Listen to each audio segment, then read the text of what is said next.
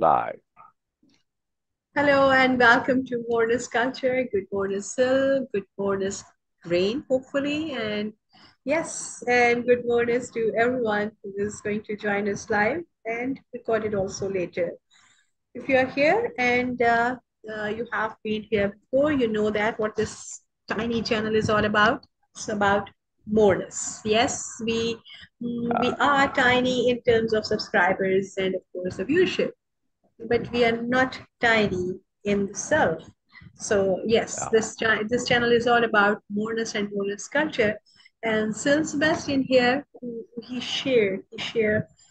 I must say that more than sharing, he's spreading moreness. People spread awareness, and he is spreading moreness in every possible way.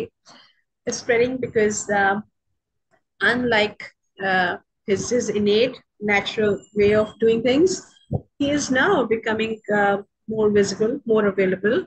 Like you can find him on Substack, you can find him on YouTube, TikTok, Instagram, Facebook, and also in his books.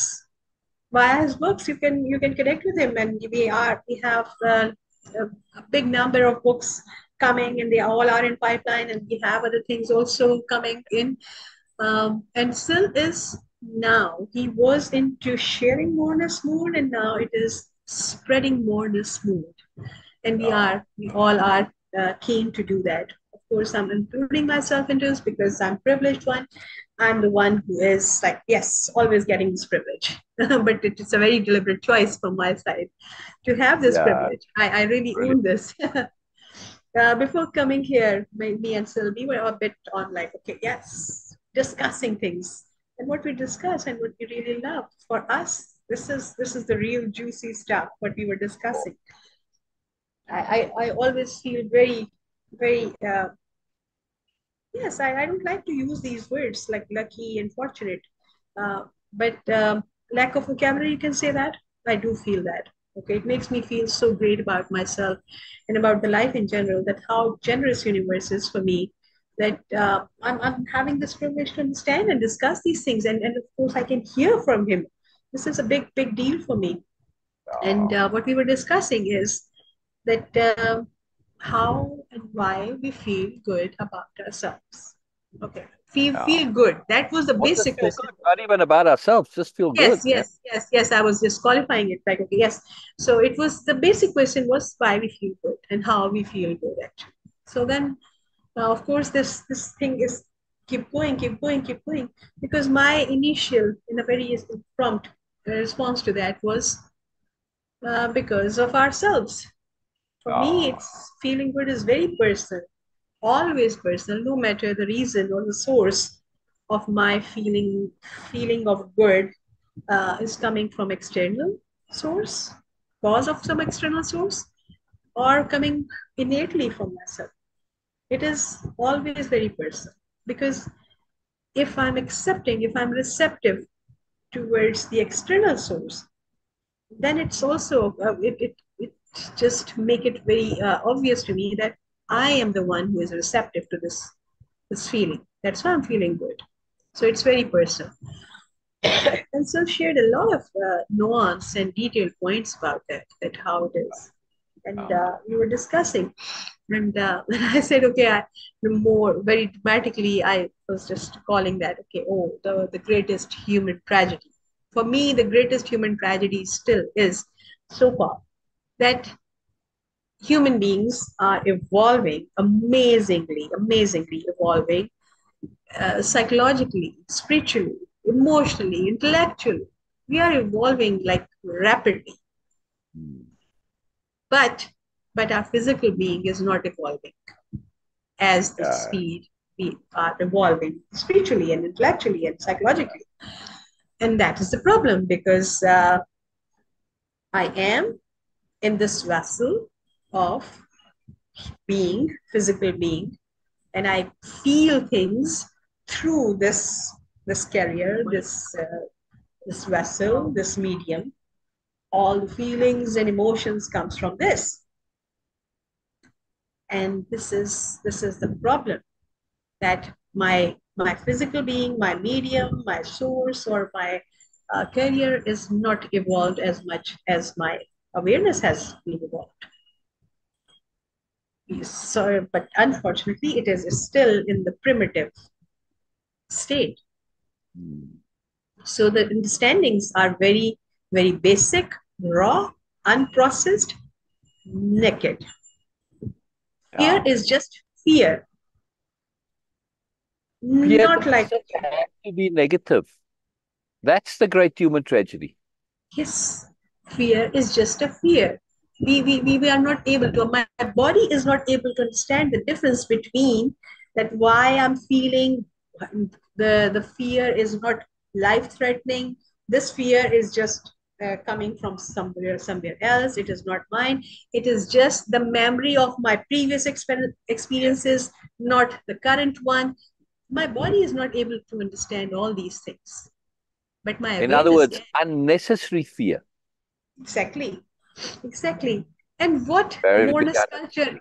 yes, and what Moreness culture and what Syl is doing, he is bridging this gap between my primitive physical being and my evolved awareness.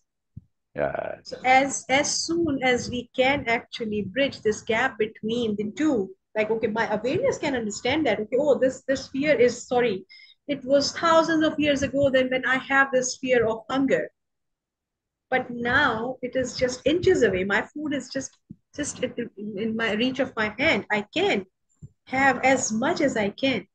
I don't have any fear of starvation. My awareness understands that. My body doesn't understand. And what Moreness culture, what impeccability is, to bridge the gap between the two.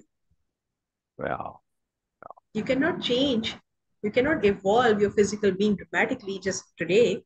But what we can do is we can bridge the gap between the two, my awareness and my primitive physical being.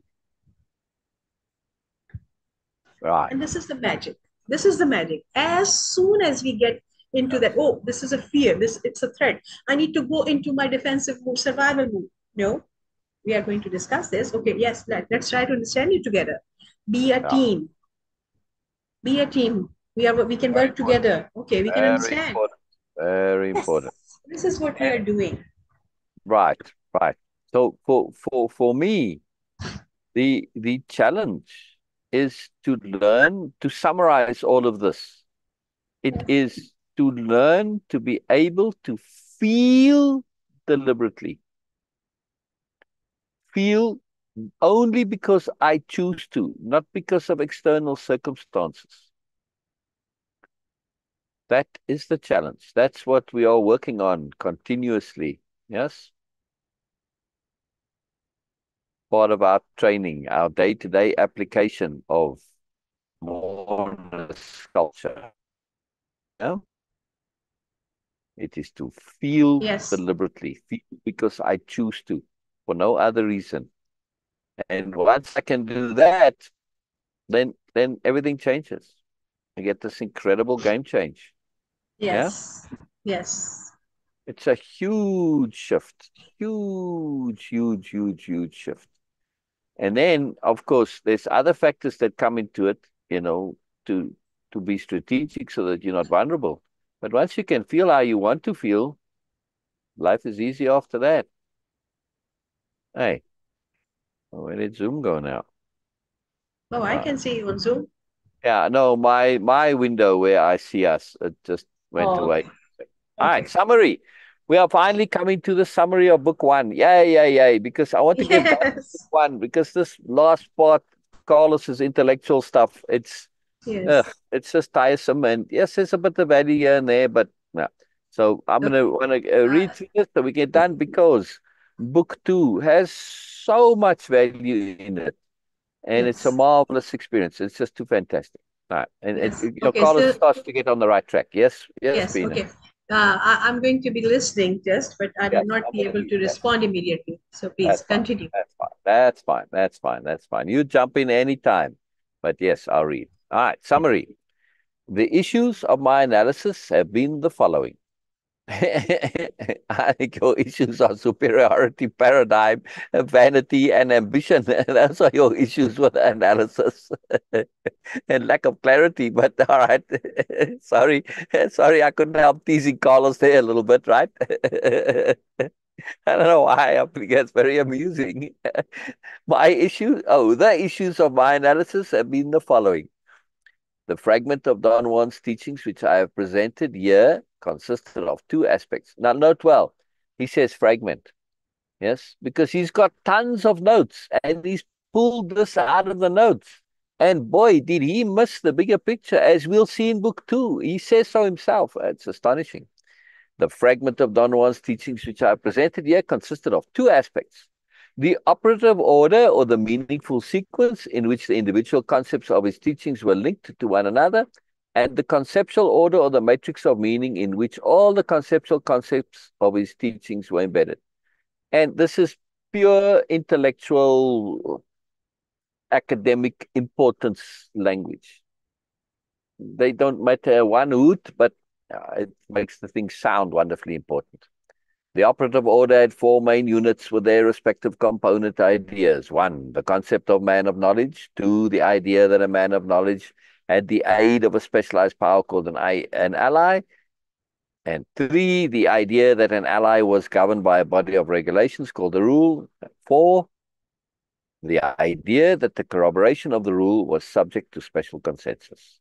These 4 units were related to one another in the following manner. The goal of the operative order was to teach one how to become a person of knowledge. Don't like this man of knowledge term, sorry. Was how to become a person of knowledge. A person of knowledge was different from ordinary people because they had an ally. An ally was a specialized power which had a rule. One could acquire or tame an ally through the process of verifying its rule in the realm of non-ordinary reality and through obtaining special consensus on that corroboration. In the context of Don Juan's teachings, becoming a person of knowledge was not a permanent accomplishment, but rather a process. That is to say, the factor that made a person of knowledge was not solely the possession of an ally, but the person's lifelong struggle to maintain themselves within the boundaries of a system of beliefs. Notice this, Beena. When earlier, right, he was quite categoric that a person of knowledge had to have an ally.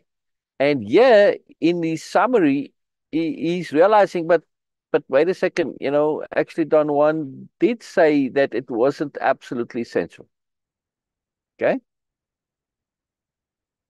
Where was that again?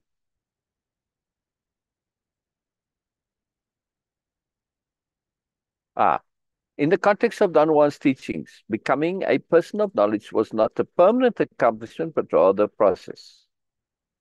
That is to say, the factor that made a person of knowledge was not solely the possession of an ally, but the person's lifelong struggle to maintain themselves within the boundaries of a system of beliefs.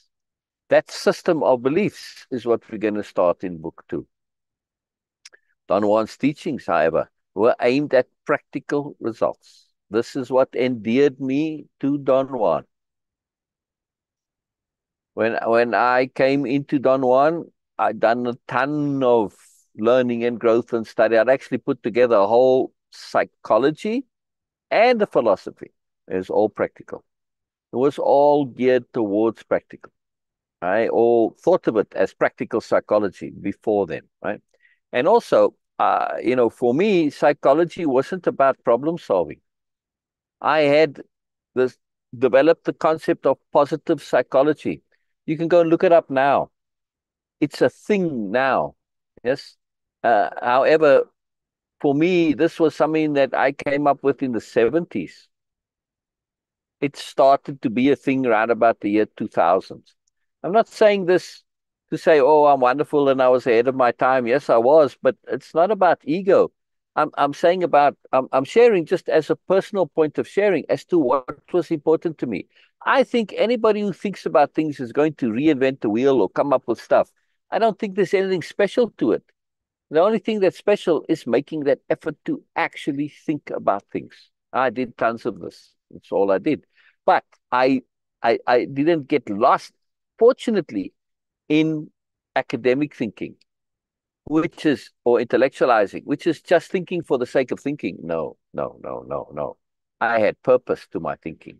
I wanted results. I wanted to change. I wanted to grow. I wanted to be, and I was honest. And that saved me.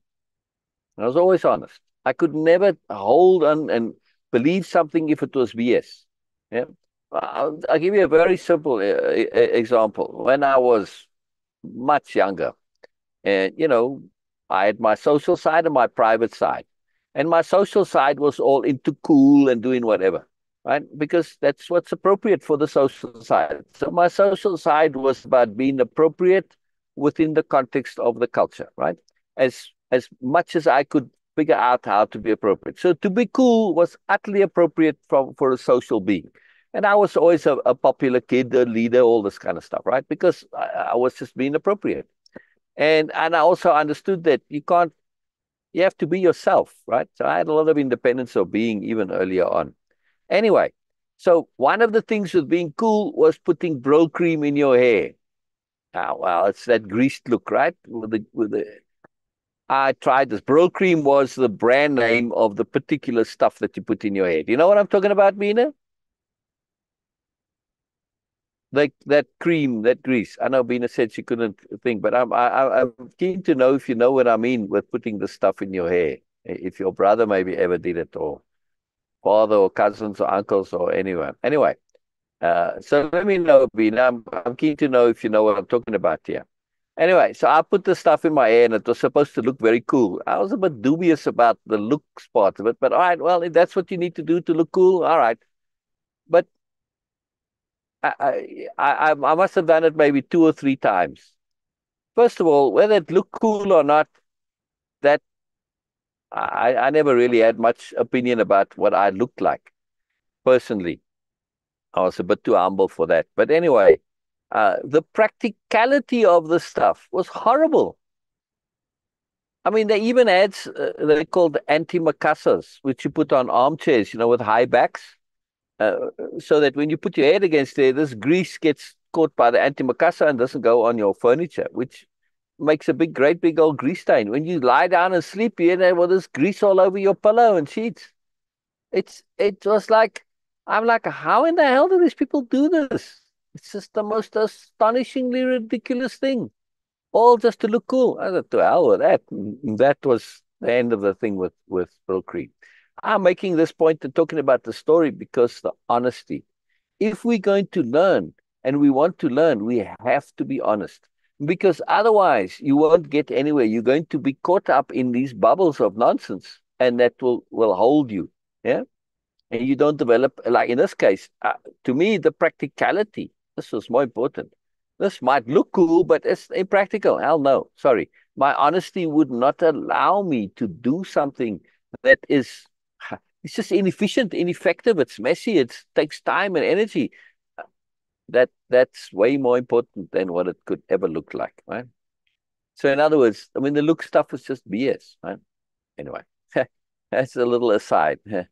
If you're there, Beena, I'm keen to know if you know what this bro cream is like, and if you can imagine me with bro cream in my hair, with that grease look, from it was a big thing in the 50s. Okay, it was still around in the I 70s. watched that. I watched that movie, Grease. Right, right. So you know what that style, right? But the practicality of that, it's horrible. I mean, really, it's like a big major pain. Like I said, yeah, we have to always be watching where you put your head. And well, if you have any consideration, you can't lean back onto a chair or sofa or something. You're going to leave a great big grease spot. That's if they don't have antimacassars, which, to prevent that. But your pillow and all the stuff, it gets all full of grease. Ah, man. And if the wind blows and there's dust in the air, all that dust, right, it sticks onto your hair. It's like, no, no. Anyway, can you picture me though with grease in my hair? No, No, no, no, you don't think I look cool with that greased look? No, no. no. All right, well, anyway, just on a check. I didn't think so either, but anyway, yeah. Well, I was always the cool kid. I sort of set a lot of trends and stuff. Not that I was trying to do this. I never had any thought to do that. I simply did what I felt to do, and I didn't have any fear of doing it, and I wasn't caught up in conformity either. Like this, I'd experiment and do it, and I was able to go against the trend of putting that stuff in. I didn't care two hoots about it. So when you do things for like your own reasons, and you have that confidence to do it, you automatically become a trendsetter. Mm. It's just like I said, it wasn't when you try and do it, that might be a whole other thing, but anyway. So fun stuff. All right. Yeah. Don, making this point about practicality. See, when you focused on practicality, all these things, vanity and ego and all that, are not particularly practical. They're not very useful. So this focus on practicality as a self-improvement tool, it is incredible. And that was the point of my story, that I was focused on practicality. And when you combine practicality and honesty, then you cannot do any of the nonsense that our culture tries to force us to do. Honesty and practicality. Practicality is honesty. We repeat that. Practicality is honesty. Yes? They go hand in hand. The one comes from the other, right? It's very powerful. Don Juan's teachings, however, were aimed at practical results, and his practical goal in relation to teaching how to become a person of knowledge was to teach how to acquire an ally through learning its rule. Thus, the goal of the operative order was to provide one with special consensus on the component elements perceived in non-ordinary reality, which were considered to be the corroboration of the ally's rule. In order to provide special consensus on the corroboration of the ally's rule, Don Juan had to provide special consensus on the component elements of the states of non-ordinary reality and the special states of ordinary reality elicited in the course of his teachings. In other words, this special consensus, Carlos is very in love with this term, and it suits his academic needs and intellectual needs well. But really, we can just say validation and substantiation, right? That's what the special consensus is to validate externally, not just validate it from your own perception, like, wow, this is cool, I believe this is real. That's not actual validation. That's maybe internal validation. It's a valid activity according to you, but it's not validated. Yeah. To be validated means it's got some external objective way. Yes. Proven, scientifically proven, you could say. And that's what this consensus, special consensus is about. It doesn't have to be special. It's just consensus, right?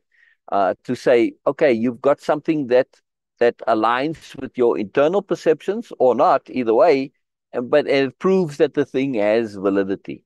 That's really what this comes down to, yeah? And it's like, it makes it sound very complicated. It's very simple, really.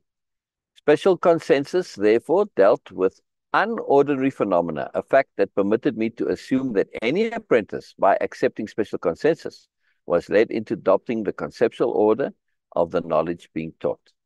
From the point of view of my personal stage of learning, I could deduce that up to the time when I withdrew from the apprenticeship, Don Juan's teachings had fostered the adoption of two units of the conceptual order. One, the idea that there was a separate realm of reality, another world, which I have called the reality of special consensus. The idea that the reality of special consensus, or that other world, was as utilizable as the world of everyday life. Now, why does Carlos make such a big deal about calling this other world special consensus, or the reality of special consensus? Because Carlos doesn't want to appear to be a bit crazy and a bit easily influenced and a bit, like a cult mindset or a deep believer mindset or a primitive mindset that believes in superstition and stuff like this. This is very, very anti-academics. If you believe in, well, today we might call that woo-woo. It's much more acceptable today. But back then, if you believed in anything other than hard technical science, practical stuff, you were a kook, you were a crazy, you were foolish, you were silly, and you were absolutely not taken seriously whatsoever. Yeah, Carlos is coming along. And he is doing something completely and utterly revolutionary. And he opens up the doors of academia because he takes something which is, and in most people in the world, never mind academics, but academics also, the vast majority at that time, if Carlos had presented this in a different way, he would have said, Carlos is just foolish and silly. But he managed to share these extraordinary experiences in such a way that it was scientifically acceptable.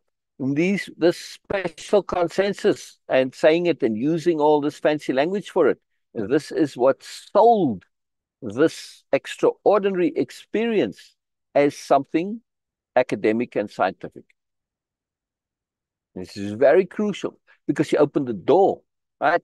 Yes, there are some people who had started to experiment and learn and stuff, right? But Carlos is coming at a time where his experiences really blew this whole thing wide, wide, wide, wide open. Yeah. I mean, you got to keep in mind Timothy Leary and LSD results and research. This was all going quite fine and well, except when Timothy Leary said to his students, hey, take LSD. This is a great and wonderful thing. Rather than going from the study, he made it recreational, and then he lost all his credibility. Yeah, to a large, well, not with the students, but and not with people who were into recreational drugs, but in academic and scientific point of view, he got very, very soundly criticized, and he lost a lot of credibility as a result. But Carlos is coming, and he's making his experiences of studying, uh, first world, or sorry, third world or whatever, not third world. I'm trying to think of native culture and native beliefs and stuff through the lens of anthropology. See, that's the key. He didn't do this through the lens of spirituality or personal growth or anything like that. No, he's studying its anthropological study, which makes it okay. But he went into it like, not have that external experience. He went into it and fully immersed into it. And still he was able to share it in such a way that he was this great experimenter, this great tester, this great scientist, anthropologist studying this stuff, right? And he blew the whole thing wide open. So very, very powerful. But there's a point to this language, right? It is to make it acceptable to that greater, the community, to mainstream. And Carlos shifted this into making this part of mainstream, even though it's maybe on the edge of the mainstream, but it was still accepted mainstream. That's why it was on the cover of Time magazine. Yeah. And we're going to see it's not book 2, but book 3 that put him on the cover, because book 3 was a continuation of book 2, and it's these two, and not this first book, that makes the difference. No? Anyhow, will you take care of the sounds, please, Beena? Yes? All right. From the point of view of my personal stage of learning, I could deduce that up to the time when I withdrew from my apprenticeship of Don Juan's teachings, from the apprenticeship, Don Juan's teachings had fostered the adoption of 2 units of the conceptual order. The idea that there was a separate realm of reality, another world, which I have called the reality of special consensus. The idea that the reality of special consensus, or that other world, was as utilizable as the world of everyday life. Now, that's very important. That this other world isn't just somewhere where you go in your mind. That it's an actual place that actually exists, but never mind whether it actually exists. The issue is you could get practical value. This is a point that Don Juan is making. Carlos is putting it in very academic words here, but that you can get utilizable and practical value out of this other world. Whether it's real or not is irrelevant. You're getting real value. The value is real. This is an emphasis for me that was always important. When I started reading Don Juan, there was a massive debate, a huge issue about whether Don Juan is real or not. It was a consuming thing. People wrote entire books about this. Yeah, Richard D. DeMille, go and look him up, Richard DeMille, right? I forget the title of his book, and I remember his name. Fantastic book, actually, but showing how everything that Don Juan says you can find elsewhere. But the guys completely missed the forest for the trees. Whether Don Juan's real or not, the value in the teachings is real. Value transcends reality. You can get lots of value from unreal things. Yeah. We get value from TVs and movie and all that stuff, fiction all the time. So whether Don Juan was real or not doesn't matter. But this was a big issue, and it was never of concern to me. It was like, why are you bothering with this? Who cares if he's real or not? Doesn't matter. From the point of view of my personal stage of learning, I could deduce that up to the time when I withdrew from the... I read that. Nearly 6 years after I had begun the apprenticeship, Don Juan's knowledge became a coherent whole for the first time. I realized that I had aimed at providing a bona fide consensus of my personal findings. And although I did not continue because I was not, nor will I ever be, very definitive absolutes here from Carlos, which don't last, and nor will I ever be prepared to undergo the rigors of such a training. My own way to meet his standards of personal exertion was my attempt to understand his teachings. I felt it was imperative to prove, if only to myself, that they were not an oddity. You see, there's a part of him that knows there's more. And that inner part that knows there's more keeps going despite all the nonsense of his primitive brain. Right? I call them the inner bureaucrats, of his fears and conditioning and all of this nonsense, right? Not the real him. It's not the real him. It's very interesting. After I had managed my structural scheme and was capable of discarding many data that was superfluous to my initial effort of uncovering the cogency of his teachings, it became clear to me that they had an internal cohesion, a logical sequence that enabled me to view the entire phenomenon in a light that dispelled the sense of bizarreness, which was the mark of all I had experienced. It was obvious to me then that my apprenticeship had been only the beginning of a very long road, and the strenuous experiences I had undergone, which were so overwhelming to me, were but a very small fragment of a system of logical thought from which Don Juan drew meaningful inferences from his day-to-day life. A vastly complex system of beliefs in which inquiry was an experience leading to exaltation. This is, for me, what Beena and I are doing every day. Yes? I have, and Beena is Yes. now assisting me in, Yes. I have put together a vast and Yes. complex system, which I Yes. call Moreness-Culture. Yes. Yes? Yes. And we sharing this, a Yes. vast, complex system of beliefs in which inquiry was an experience leading to exaltation. We inquire in this. We don't just inquire into it because that's Carlos as academics. We are applying it, sharing it. Carlos doesn't have this term sharing anywhere. Doesn't come up, right? Not the way capital S sharing. It's not part of his understanding of value. When you share it, you're experiencing it also. Because when you share fully, you're living it, you're experiencing it. And this is exaltation. Yes, we have this every day, every day. We exalt in what we're doing, right, Beena?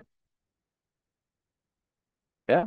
And I want to Yes. make this point that for me, I had set a very, very definite intent at the end of my big reading project to connect to something that had moreness to it, that was practical, that had good language, and was somewhat of a, well, I said a complete system.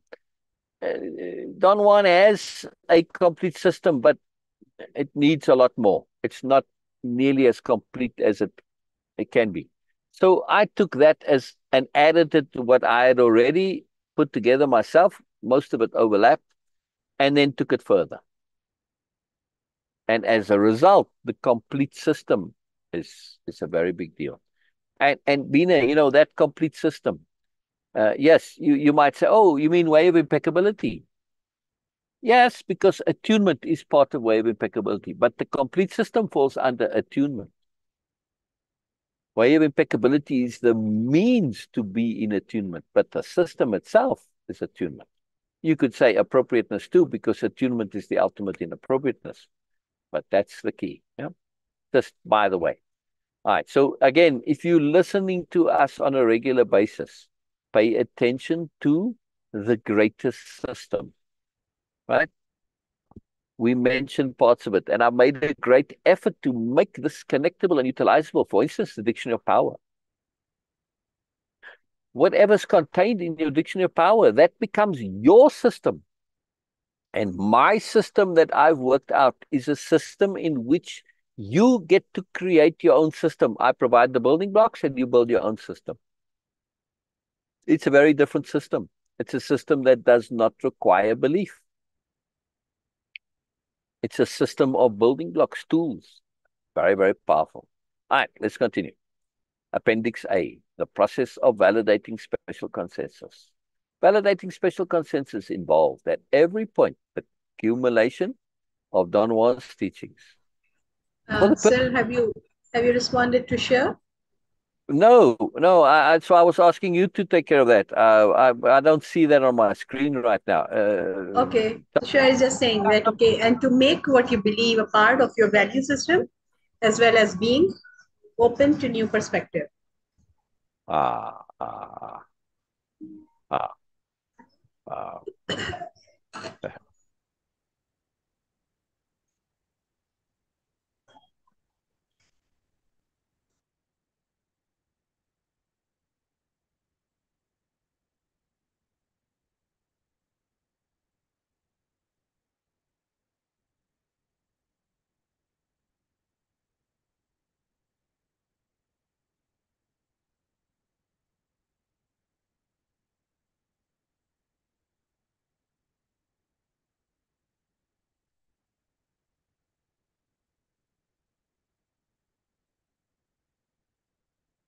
Okay. Brilliant, brilliant, brilliant. I thought Show was going to join us today. Oh, Well, you can still come. We can shift and pivot and talk about your things. We don't have to continue with this show. Uh, Let me put it up so I can see the comments. Fergaso joined us on IG. Brilliant, brilliant, brilliant. Wow, Sher's giving lots of comments here. Is Carlos an author? Yes, yes. Carlos Castaneda is his name, and he wrote, Georgianne asks, hello, Georgianne. Wonderful that you're here. Norma says, fantastic links for thoughts. Oh, I love you, Norma. I love you, Norma. Love you, Norma. Brilliant. Georgianne, Carlos Castaneda started this. The first book was published in 1967, I believe. And then he published right up until just before he died in 1998. And I think there may have been a book or two posthumously published. And Carlos transformed so much. I've spoken many times about it. I won't go into all of the ways which he made a very, very big difference to culture. We don't even realize how much, but Carlos is a very pivotal figure. For instance, today, shamanism, it's a thing. It's part, you want to go and study and you can go and learn to be a shaman and you don't have to be part of some tribe or whatever. Anybody can be a shaman. Beena and I personally know a couple of them, right? So shamanism was something that was not around. Because of Don Juan, this, and Carlos's writings, he wrote 14 books. Uh, Shamanism was able to become a thing. The guy who really picked up on this, but Carlos opened the door, was a guy called Michael Harner. But I'm just using it as one aspect. Also using drugs, power plants, to really pursue and go into spiritual realms to learn and grow and improve. Or that got a major boost from Carlos. Yes, it was a part of the 60s, but he took it into a further direction and he blew open the doors. And today, while there was the Church of Peyote that came about as a result of this, and indirectly, but also like today, Ayurveda, right? It's not Ayurveda, ayahuasca. Sorry, it's a big thing, but it's all built on things that Carlos brought out and shared. But there's personal growth and personal improvement. Now, Carlos is remembered lots mostly for the drug stuff, but as we're going to see from book 2, there's an underlying moreness that way transcends all of the drug stuff, way transcends it. But he's bringing this concept of an alternate reality, which is the name of book 2. So Carlos is a very, very, very transformative author that most people don't necessarily know about. They may have heard the name, but they don't quite realize how much he affects the culture that we live in today. The whole New Age movement, yeah, and that's led now to today, all of the spirituality movement and all the stuff. It's all originates. Carlos brought this into a whole big new realm, right? Not just of pursuing it in a very ordinary psychological sense, maybe a bit, because psychology brought this out, but that brought out a focus on your fixing your problems. For me, my positive psychology wasn't about fixing problems that I had developed in the 70s, but for extending yourself, for using psychology to be more. I really, really fault traditional psychology that they never clicked to use psychology as a self-improvement mechanism. No, it was only focused on fixing problems. Horrible, horrible waste, waste, waste. Today, like I said, there is a part of psychology called positive psychology. This term that I used back in the 70s. It's such a waste. Memories are important, yes. We are very good, Georgianne. Georgianne says, hi, everyone. How is everyone? Call us an author, having internet. Fantastic. Link says, Norma, how much of our thoughts are us or another? That's a very good question. I'm not sure. Well, both thoughts and feelings. Norma, this is very, very important. We end up we take things in. We're very receptive. We're like sponges. A lot of stuff comes into us, but we need to decide whether that stuff is ours or not. That's a very key thing. So we need to develop that bit of a pause to not just accept everything that comes into us and assume it's ours. It's not. Yes, thoughts, ideas, beliefs, assumptions, attitudes, mindsets, feelings, all of this stuff comes all the time. We have to really learn to filter it and say, just because I feel it doesn't make it mine. Just because I think it doesn't make it mine. Very important. Very, very, very important. Yes, way of impeccability is the means to attunement. Correct. So I was saying that if you look at my system, yes, I've got way of impeccability, but the greater system, capital H hearing, it's also in addition to that, understanding the psychology of the superiority paradigm, also part of the greater system. Nobleness, nobility, moreness, exquisite, all of that, also part of the greater system. All of it can fit into the heading of appropriateness or attunement, because attunement is ultimate appropriateness. Yes. So when you look at it in that context, you now have a fantastically cohesive system. Plus, it is a system, there's no beliefs. When you understand what attunement is, attunement will be your guide. Attunement will be your teacher. Attunement will bring you what you need. Whether what you need is an alternate reality like Carlos, and he needed all these drugs experiences to crack his worldview and all this, it brings you what you need. This is the magic of attunement. It is intimately, intimately customized to you, the individual. Fantastic system. Cannot be any better. So it's about learning how the world system, the universe system, how it works. That's what I share. Yeah. I'm figuring out how life works. That's the tools I make is all about that. Once you know how it all works, then it's just a matter of application. Very easy, right? Addiction of power, says Shelley Bourne. Yes. Hello, Shelley. Really great that you've joined us. This is fantastic. This is what we have. Precisely. It is the addiction to shallow, false, hollow power. Let's make that very clear here. I love this point. Yes, addiction to power. But it's addiction to a falseness, to the idea of power, which is superiority, dominance. And that's what for the superiority paradigm culture, and this is what they believe power to be.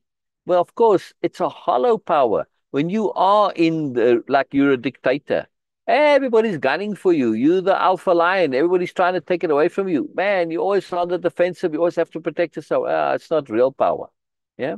Real power is independence of being. Real power is peace of being. Real power is awareness. Real power is discernment. Real power is understanding. And real power is the ability to apply, to do, to grow, to learn. Real power is enjoying learning and growing. Why? Because this is the universal mandate. It's what life is all about. Yeah? So and again, I've gone into that many times before. I won't elaborate on this. But when we just take this idea that life is about the purpose and meaning and intent of life, the universe, and the intent of intent is enhancement and development of awareness. Don't believe me, just go and test it. look at everything in your life and say, how does this help me enhance my awareness? Oh my goodness, you're going to suddenly say, oh, crikey, yes, right, yeah. You know, I've got to learn. I've got to learn all these things that needed to deal with the situation. Fantastic. So yeah, fantastic sharing by Carlos, says sure. But philosophy is brilliant for inner work as well. That's the whole point of philosophy. Philosophy, unfortunately, has become tarnished. It's become diluted. It's become almost perverted through academic superiority, ego nonsense. Back in the day, in the days of Socrates, right? Which, that golden era of at least Western philosophy. The point, same with Confucius. I mean, look at Confucius, right? Really pay attention to Confucius. Confucius is all about practicality, right? Anyway, but when we think of philosophers, at least in the Western world, we're thinking of Socrates and Plato and Aristotle, right? And they all were contemporaries. They're all in the same era. And the point of your philosophy was how to live, how to be. So when you said, this is my philosophy, you might as well saying, I live according to this, this, and this, and this. That's what philosophy meant. Practical application, how you live. Not some dry theory that means nothing. It's just an idea, just a theory, but no practical application or usage, right? So this is a big, big shift. So philosophy actually means practical. Yes? Yeah. I mean, if you listen to everyday common language, and people say, oh, my philosophy is this and that. My philosophy is to be kind. Well, if you aren't actually kind, then it's not a philosophy, but just an idea. That's the difference between philosophy and idea, right? If you have an idea that to be kind, it's not a philosophy. It's only a philosophy when you actually apply being kind. Yeah. So very important, very important. So brilliant, brilliant. And I love that you've joined us, Shelley. This is fantastic. And I love that you comment too. Yeah. I love this. I love this. All right, let's continue. Let's continue. Any comments, Beena? No, not right now.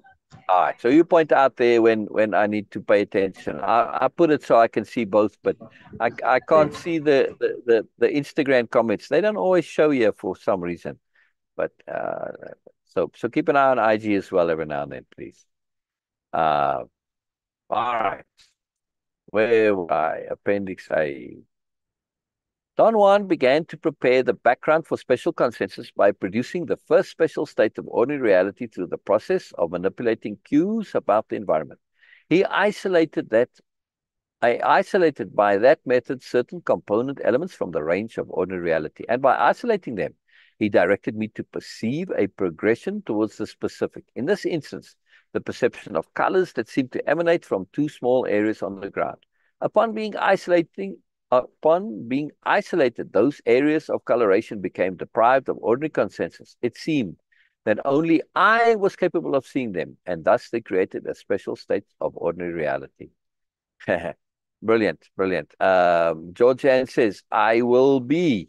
I'm assuming that I will begin, maybe, or I will be more. That's a great statement to say. I will be more. It's a great intent, Georgianne, if that's what you're going to say. I think Georgianne need to enter accidentally and before she finished typing. uh, so Don was talking, Carlos here is now talking about the first time he really experienced some unordinary reality. And it was a test that Don Juan gave him to find his spot on Don Juan's porch under the Ramada. And these colors were the way to identify it, perceiving these colors. But it wasn't just the color, but also the feeling of it, right? Because one spot made him feel negative and one spot was positive. So he found his friendly spot and his enemy spot. It was very important for Carlos. And it said to Don Juan that Carlos could move forward. It was like a test, right? I will be joining more, broadcasts more. Yes. Please, please note well that we're coming to the end of book 1 for Carlos. And like I said, he's in academic mode here because this book 1 was his anthropological degree. It was the thesis for his degree. And as such, it's got all this academic stuff in it. But in book 2, we're going to get to more specific stuff. And we're going to get to what I've been sharing a lot, but via Don Juan's language, right? Which is Way-Of-Impeccability. And you're going to see much in there. It's very fun. It's very nice. It's really, really helpful. Right? The aftermath of the first special state of ordinary reality was my recapitulation of the experience. From it, Don Juan selected the perception of different areas of coloration as the units for positive emphasis. He isolated for negative emphasis the amount of my fear and fatigue and the possibility of my lacking persistence. During this subsequent preparatory period, he placed the bulk of speculation on the units he had isolated, and he carried over the idea that it was possible to detect in the surroundings more than the usual. And this is an important point here. I call us again with this language. We have to translate it into ordinary language here. That perception is not what we think it is. And the world does not work the way we think it does. In other words, to use Moreness-Culture language, right? First of all, that the world does not work the way we think it does. That's a very, very important understanding as part of Moreness-Culture. If we don't really connect and click to this, and you just have to prove it for yourself through experience. But once we understand this, then the whole world changes. And that opens us up to be able to perceive more. And perception is a fluid business. We tend to assume that perception is perceiving what exists out there. However, perception can affect what exists out there. Physics, go and look up your physics, right? The observer affects what's being observed. There's a relationship between the two. So when we understand this about perception, everything changes. Everything changes. Right? It's a very big deal. I've spoken much about this. Yeah, how our state of being affects what we perceive, changes our reality, in other words. Very, very big deal. As a second step of preferring special consensus on the corroboration of the rule, Don Juan induced a state of non-ordinary reality with the 4-4i William Psi, peyote, in other words, the scientific name for peyote. The total content of that first state of non-ordinary reality was rather vague and disassociated, yet the component elements were very well defined. I perceive its characteristics of stability, singularity, and lack of ordinary consensus almost as clearly as in later states. These characteristics were not so obvious, perhaps because of my lack of proficiency. It was the first time I had experienced non-ordinary reality.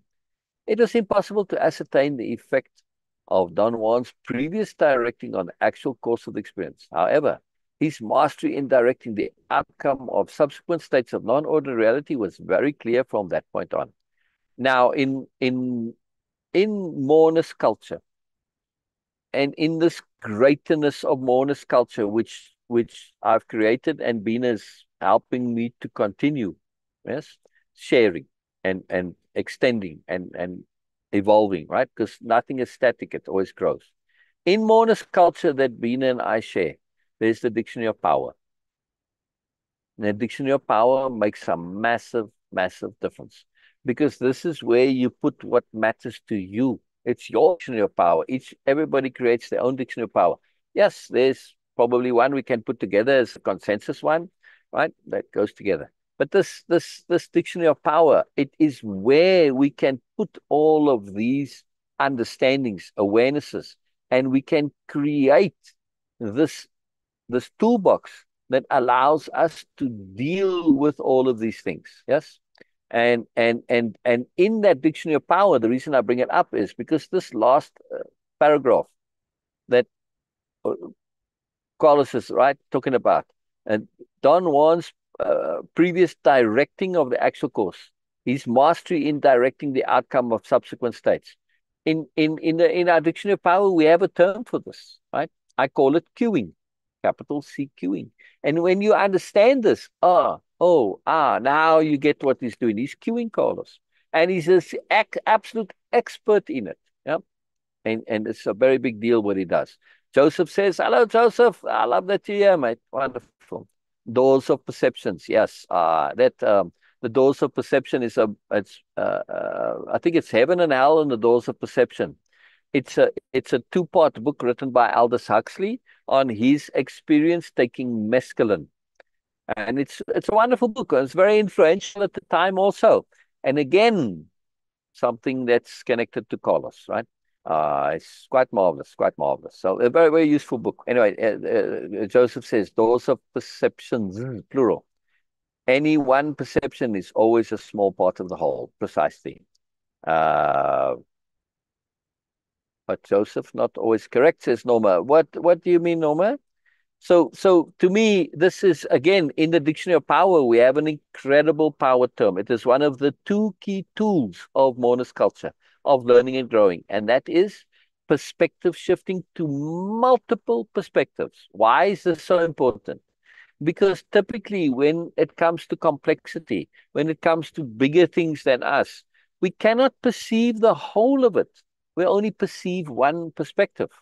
So you only get the partial view. And if that's all you have, it's like that famous old tale about the blind men looking to understand what an elephant is. The one's got a hold of the trunk and he says, oh, it's some kind of a rope. And the one's got a hold of a leg and he thinks a pillar. And the other one says it's some kind of a brush because he's got a hold of a tail. See, they all get the wrong idea. But if you combine their perspectives, now they can get to understand what elephant is. Yeah. And that's why it's the doors of perception, plural. Yes. This is why it is the tool is not perspective shifting, because then you can go from one perspective to another. No, it's perspective shifting to multiple perspectives. That's always emphasized. Yeah. Oh, as you're just saying, everyone said, right, perception. Yes, it's multiple, correct. And our perceptions are, for the most part, inaccurate. And when you understand this, that's why you then say, oh, I realize that I'm like those blind men. I'm perceiving one thing at a time and therefore getting the wrong idea. And then we start to develop the habit of perspective shifting to multiple perspectives. And you start to do it automatically. And you don't have to necessarily see all sides of the elephant. You just need to see enough to allow your brain to put it together. And it's very important to understand our brain has a fantastic ability to put things together. That's how we suddenly started speaking when you were 2 years old and all the language fell into play. You had little bits, your brain put it together and suddenly you had language, right? And we have many, many things. It's the skills of inference and deduction and figuring it out and all this, right? It's just, we have it innately in us. So multiple perspectives, multiple, very important. And then, of course, the other tool to go with this is thinking things through to the end. Yes. You have to finish it. You have to finish it. Very, very key. Wonderful, wonderful. I love this. Yes, Joseph, very, very important. Very, very important. Just want to add something for myself, because this reminder is always needed that uh, we perceive things and perspectives based on the memories of our experiences. Because sometimes the assumption is that we are reacting or responding because of the experiences in the past. But actually, it is not. We just react according to the memories of those experiences, which means that they can't be precise, not necessarily. So my memory would be like, okay, I was feeling what I was feeling at that time. It's a bit vague, not accurate, or if even if it is not okay, false, but it's still not detailed, accurately detailed. So we have to be very careful about how we are responding and perceiving things, because what I was feeling at the time, that memory actually just give me that, oh, I was feeling threatened, I was alone, I was miserable in that situation when a person was doing that. So now as another person coming and using the same vocabulary or maybe doing some same actions, I'm getting it back into that miserable situation memory. Not into that, okay, oh yes, this happened, and I react that for look, okay, this. Now I am not miserable, so I can do things better. No, we just keep the memories there, not the actual experience with the facts and figures. So this is something for me. It's a very very profound reminder always. Why and how I'm responding based on what Wonderful. experiences or the memories of those experiences. Yeah. Very important, very important, very important, very important. All right. Let's continue. From my recapitulation of the experience, he selected the units to direct the progression towards specific single forms and specific total results. He took the account of my actions with the dog and connected it with the idea that Mescalito was a visible entity. It was capable of adopting any form. Above all, it was an entity outside oneself. Now, this is the important point here, right? So he's jumping a little bit to his different experiences. This is a summary. If you remember the book, and we went through it with us, uh, uh, Carlos took peyote a number of times and he had profound experiences. One of them was playing with this dog, right? But it wasn't a dog because it was streaming like light from it, and it was an unordinary creature. And Don Juan said, actually, you were playing with Mescalito. Later, Mescalito came to have a more human form, and the head was kind of like a strawberry. It was like a vegetable person, right? Like a plant type of a man, right? And this and so he did get some consistency, and then he started to hold that form. But initially, this was Don Juan saying Mescalito played with him.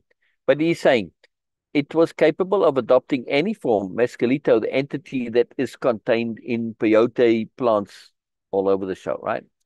Above all, it was an entity outside oneself. This is a very simple little statement thrown in here, but in the culture of the time, especially academic scientific culture, this was a revolutionary statement. Because in academics, traditional scientific academics, all of this type of stuff was nonsense, was superstition, primitive beliefs, blah, blah, blah. Right? There was no such thing as other entities and spirits and stuff like this. They didn't exist. It was considered absolute nonsense. Carlos is coming and he's saying, no, it actually does exist. And he has some way of proving it. He doesn't do a great job in this book, but he has. I mean, if he really made it more scientific, he could have had, like I said, with that consensus, write down his experience, somebody else write down their experiences, they compare the two and say, wow, we independently saw the same thing. Okay, your brain might have that, that it creates this. It's not a definitive proof, but it's closer to accepting it as an entity that is outside of oneself. And it's a very big deal. Now, he just states it here and it gets accepted, which is quite fascinating without actually being specifically proven. It certainly is an accepted part of the culture now. That yes, not everyone necessarily, but still, it changed. It's a big point, and it's. I think, you know, many forget how things used to be because when change comes in our culture, it's so cumulative and it builds up that it's very easy for us to assume that this is always how it was because it becomes kind of natural for us. But that's not really how things work, right? They work on a very different way. But back in the day, any type of thing that was to do with supernatural and spirits and ghosts and all this stuff, anybody who believed in that was just regarded as silly, foolish, idiotic, primitive, childish, etc. Yeah. But today, the majority of people believe in angels, or particularly Americans. Yeah. That was unthinkable. Even in a religious society, people didn't want to say that they believed in angels. I grew up in a very religious society, but that was part of your religion. But outside of religion, it was you might sound like you're foolish and silly. It was a very peculiar contradiction that was very stressful for people because the Bible says believe in angels, but society says things like this, supernatural beings that don't exist. They struggled with this. They struggled big time. It's a very big deal. It's quite fascinating. But today, most people believe in angels. But if you say, I believe in something supernatural that's not an angel, then you're crazy. There's still a lot of hypocrisy with this, right? Joseph says, what Beena said is especially true for those who go through trauma in their life. It excuses perception. Is that what you mean to say? Or secures, maybe? Yeah. Yeah, very powerful. Yes. Sure, probably could weigh in on that as well. All right, let's continue. Let's continue. Uh, the account of my actions also served Don Juan in setting the progression towards a more extensive range of appraisal. In this instance, the progression was towards a dependent range. Don Juan placed positive emphasis on the notion that I had moved and acted in non-ordinary reality almost as I would have in everyday life. The progression towards a more pragmatic use of non-ordinary reality was set by giving negative emphasis to the account of my incapacity to pay logical attention to the perceived component elements. And this is very important here. Again, I'm translating this academic fancy language of Carlos. That Carlos, in other words, he's saying I needed to learn how to think. I learned not only how to think, but learn to pay attention, right? To process, to learn to perceive. That's why in that great mind map that I made, I've got appropriateness, attunement, and awareness. And underneath attunement, you've got more A's. You've got alignment and anomalies. And under awareness, it makes a power triangle. And that power triangle, right? You've got the big triangle, smaller one. Under that power triangle of awareness, you've got attention and appreciation. Awareness without attention, it doesn't really help you very much. Yes? And attention, when we really understand attention relative to perception, we realize that attention is a power. And one of our catchphrases is pay attention to attention. Right, Beena? Pay attention to attention. What you are, it skews perception. Absolutely. Absolutely. I'll get back to this in a moment. I just want to say about attention. And it's related to what you're saying about skewing perception. Trauma skews perception. It's because of attention. And see now, this is value in terms of what I do, what I bring to things, yes? And Beena now helping me. When we understand the power of attention. Why? Because of emphasis. Why is emphasis so important? Because emphasis literally rewires your brains. It literally changes how your brain wiring, the neurons and the connection between the neurons, right? The brain filaments, if you want to call it this. Yeah. All of this that changes because of emphasis. It's fantastic. It's incredible. Your brain grows and shrinks because of emphasis and de-emphasis. Yes. So what we pay attention to creates our perception. And this is the absolute trauma and danger and problem and severe hassle and everything that comes from trauma. Why? Because it's a forced attention that is fantastically emphasized. Yes, it's majorly emphasized, profoundly emphasized. That changes the brain. Now, our brain is wired in such a way to cause us to perceive things in a particular way. We perceive things, for instance, fearfully, dreadfully, problematically, stressfully, unhappily, because the brain was trained that way. See? Attention. And because we're paying attention to this, it reinforces on itself. Attention leads to more. The more you pay attention, the more you get of what you pay attention to. You say, wow, wait a second. So aren't you just talking about exactly what the algorithm on Facebook and the internet does? Google, everything? Yes. You start clicking on posts about, I don't know, pixies. You're going to get pixies getting onto your feed more and more. The more you click on pixies, the more you're going to see posts about pixies. Yeah? Life algorithm works the same way. It's why Beena keeps, whenever we end any of our programs and shows and things, Beena makes this point about training your algorithm, not just your online algorithm, but it works the same way in life. And it is attention, not just attention on its own, but attention with emphasis that trains your thing, right? Now, the algorithm says, if you're paying attention, that's a kind of an emphasis. You're not going to pay attention to stuff that's not important to you, yeah? But if you really look at the finer points of the detail, what is emphasis for your algorithm? Attention is just you looking at something, scrolling, stopping, reading it, maybe giving it a like. But if you comment, that's extra attention. That's extra emphasis. If you share, that's the ultimate. Because you're saying, this is important enough for me to share. If I've commented and shared, now I'm really emphasizing it.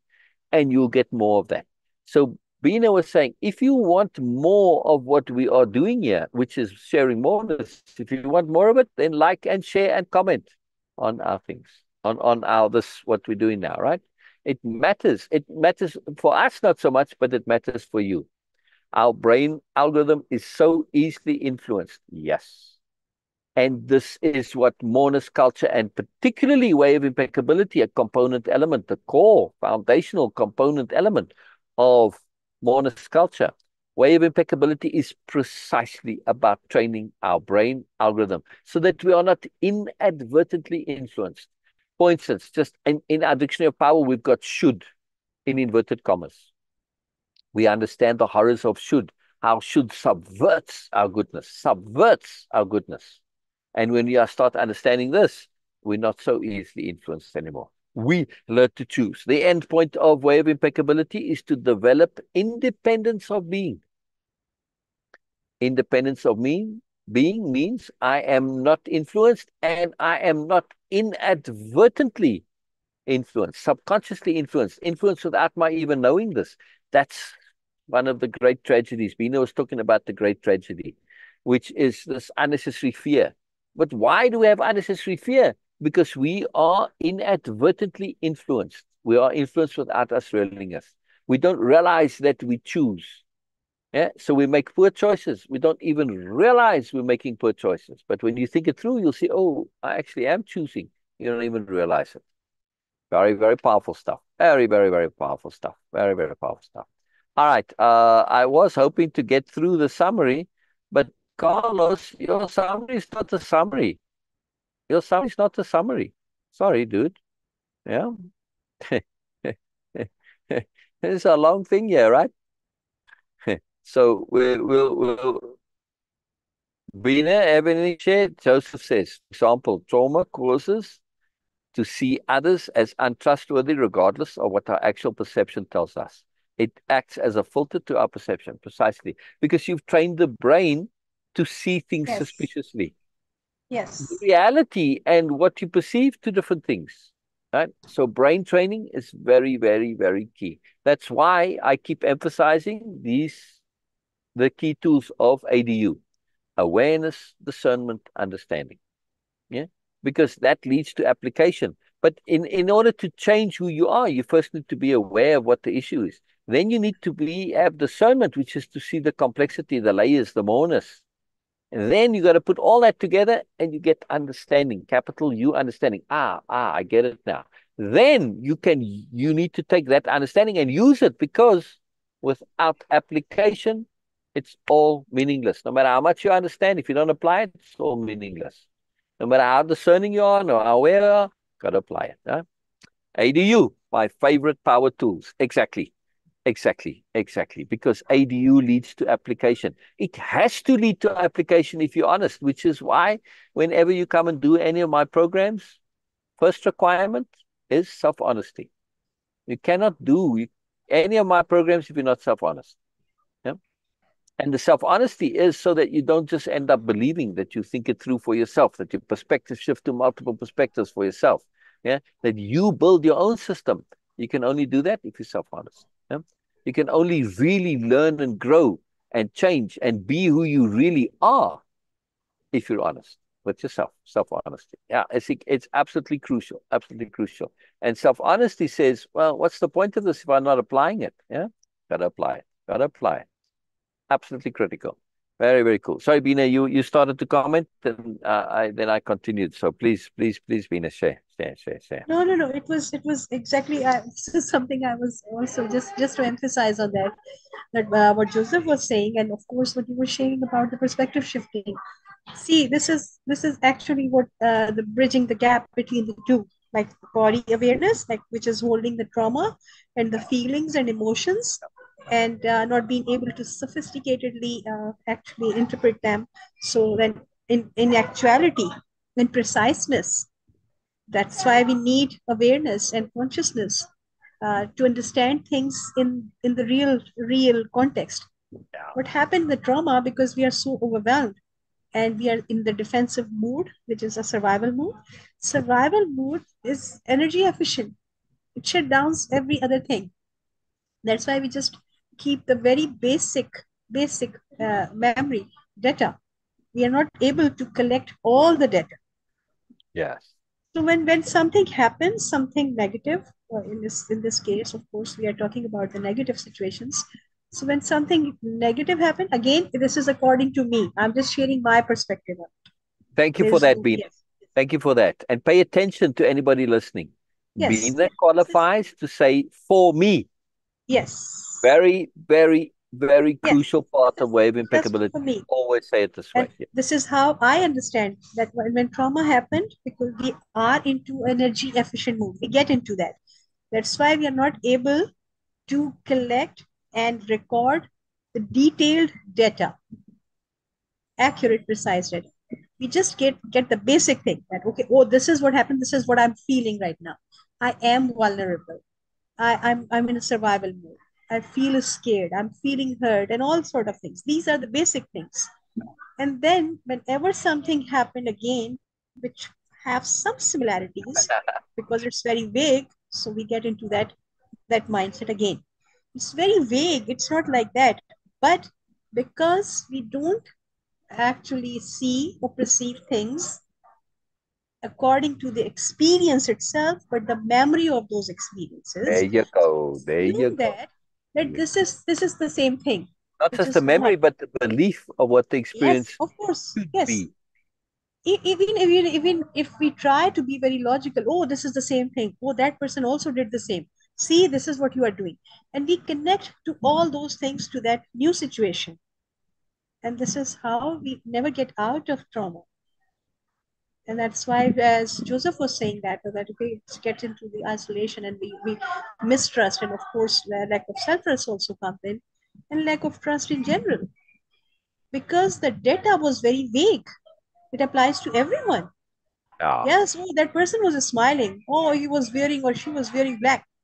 Yeah. Okay, so now everything black is just haunting for me. It's terrible for me. Yeah. It makes me feel miserable because it's Yeah. just a vague memory.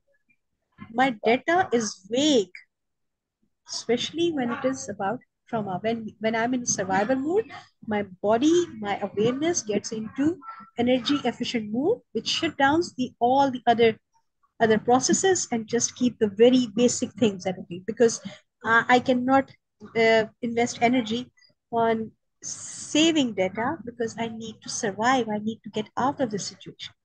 So I'm not going to pay attention to the logic and reasoning and all sort of details. Yeah. Yeah. Yeah. This is how I understand. Yeah. Yeah. This is how I I understand. want touch on a few points here. I love Yes, this, please. Beena. I love this. Very important. First thing, that point that Yes. Beena said for me. Yes, this is intrinsic not only into in capital, sorry, way of impeccability, but capital H hearing. Why is this so important to say for me? Because when you say it without the for me, it gets communicated as an absolute. No matter how true what you're saying is, when you say things as an absolute, which superiority paradigm, it basically conditions us to say things as absolutes because this makes you seem very important and knowing and intelligent and clever and authoritative and blah, blah. But the moment you state it as an absolute, you open the door to somebody saying, is it actually absolute or does it apply just most of the time? And now you end up in a debate potentially, and people can argue with you about your point very easily. And now it dilutes the point you're making. Yes. So it's so powerful to say, this is, as I understand it, for me, just to add that qualifier for me, it transforms what you're saying. And it allows somebody to come and understand that this is your perspective. And now they're relating to see how does it have value for you? Can it possibly have valuable for me? When I'm evaluating whether or not it's an absolute, that becomes a whole other debate. Is this an actual absolute truth or not? And now you get into that whole thing, and it doesn't matter. No, it doesn't matter if it's an absolute truth. What matters is, does it have value? Can I use it? Can I apply it? So this for me is a huge, huge, huge deal. So therapy or recapitulation more specifically is needed to rewire your reading of your perception, says Joseph. So recapitulation here in this context is retelling your story, going over it in detail. That's what the recapitulation means. right? Retelling your story in absolute detail, going through it all the way from start to finish, recapitulating, retelling your story. And that's what therapy normally is. Now, this, you bring up a very, very important point, right? Now, Joseph says, more specifically, is needed to rewire your reading for your perception. Now, from my personal experience, my point of view, and from the therapy side of Way of Impeccability and capital H hearing, it's more than that, right? So I have developed a very extensive psychology. I call it motive psychology because it stems and originates from motivations. If we really want to change who we are, the recapitulation does not actually necessarily help. It helps to get stuff out and trauma out, but it's only the first part. We have to be very careful, Joseph, because in traditional therapy, people go and they talk about their problems. But what happens? What was I talking about earlier? Attention and emphasis. You're talking about your problems. You end up in a bubble where you are constantly recapitulating, sharing your problems. You become immersed in that. Your brain now is emphasizing and paying attention to your problems. And after a while, all you see is problems. What happens to people? Because of this emphasis and their brain being now trained to perceive and see problems, they see more problems and more problems and more problems, and they stay in therapy all their lives. If you want to truly deal with trauma, yes, you need to be able to talk about it. But I find this absolutely critical. And this is what I applied when Sher came to me at first. Yes, he came to the Way of Impeccability. I never focused on the trauma initially. It came of itself naturally, and I knew it would. But what I focused on was replacement. You first need to get your brain into a space where you have something else that you've replaced the trauma thinking, the trauma emphasis, so that you are able to view the trauma from outside the trauma. If you view trauma and you're sharing your trauma from inside the trauma, you have all that emotionality, that emphasis, which rebrains the brain, keeps retraining the brain to think traumatically. Yes, to think like a victim, to think like a stressed, to think upset, etc. So this is huge. Look at Sher's emphasis here. Yes, he says replacement. This is the key, the key, the key. Why? Because you're retraining the brain. Now you have the ability to go back and deal with your issues once you have the replacement in place, right? So we have to be very careful to think of therapy as recapitulation, as sharing, as immersion. Therapy is not about fixing problems. It's about finding a replacement. Let me make this very clear. Take the example I like to use is when somebody's got in debt. Yes, that's the issue. They're in debt and they get all the problems that go with debt. Fixing the debt itself does not resolve the bigger problem. In other words, let's say I come and I give you the money and say, yeah, you got no more debts now. Is your problem really solved?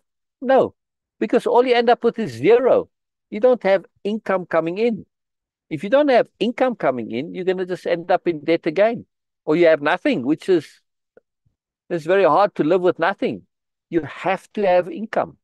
Same thing with trauma. Trauma is the debt. So you can fix the problem of the trauma, understand it, but you still have zero. You don't have something to live by.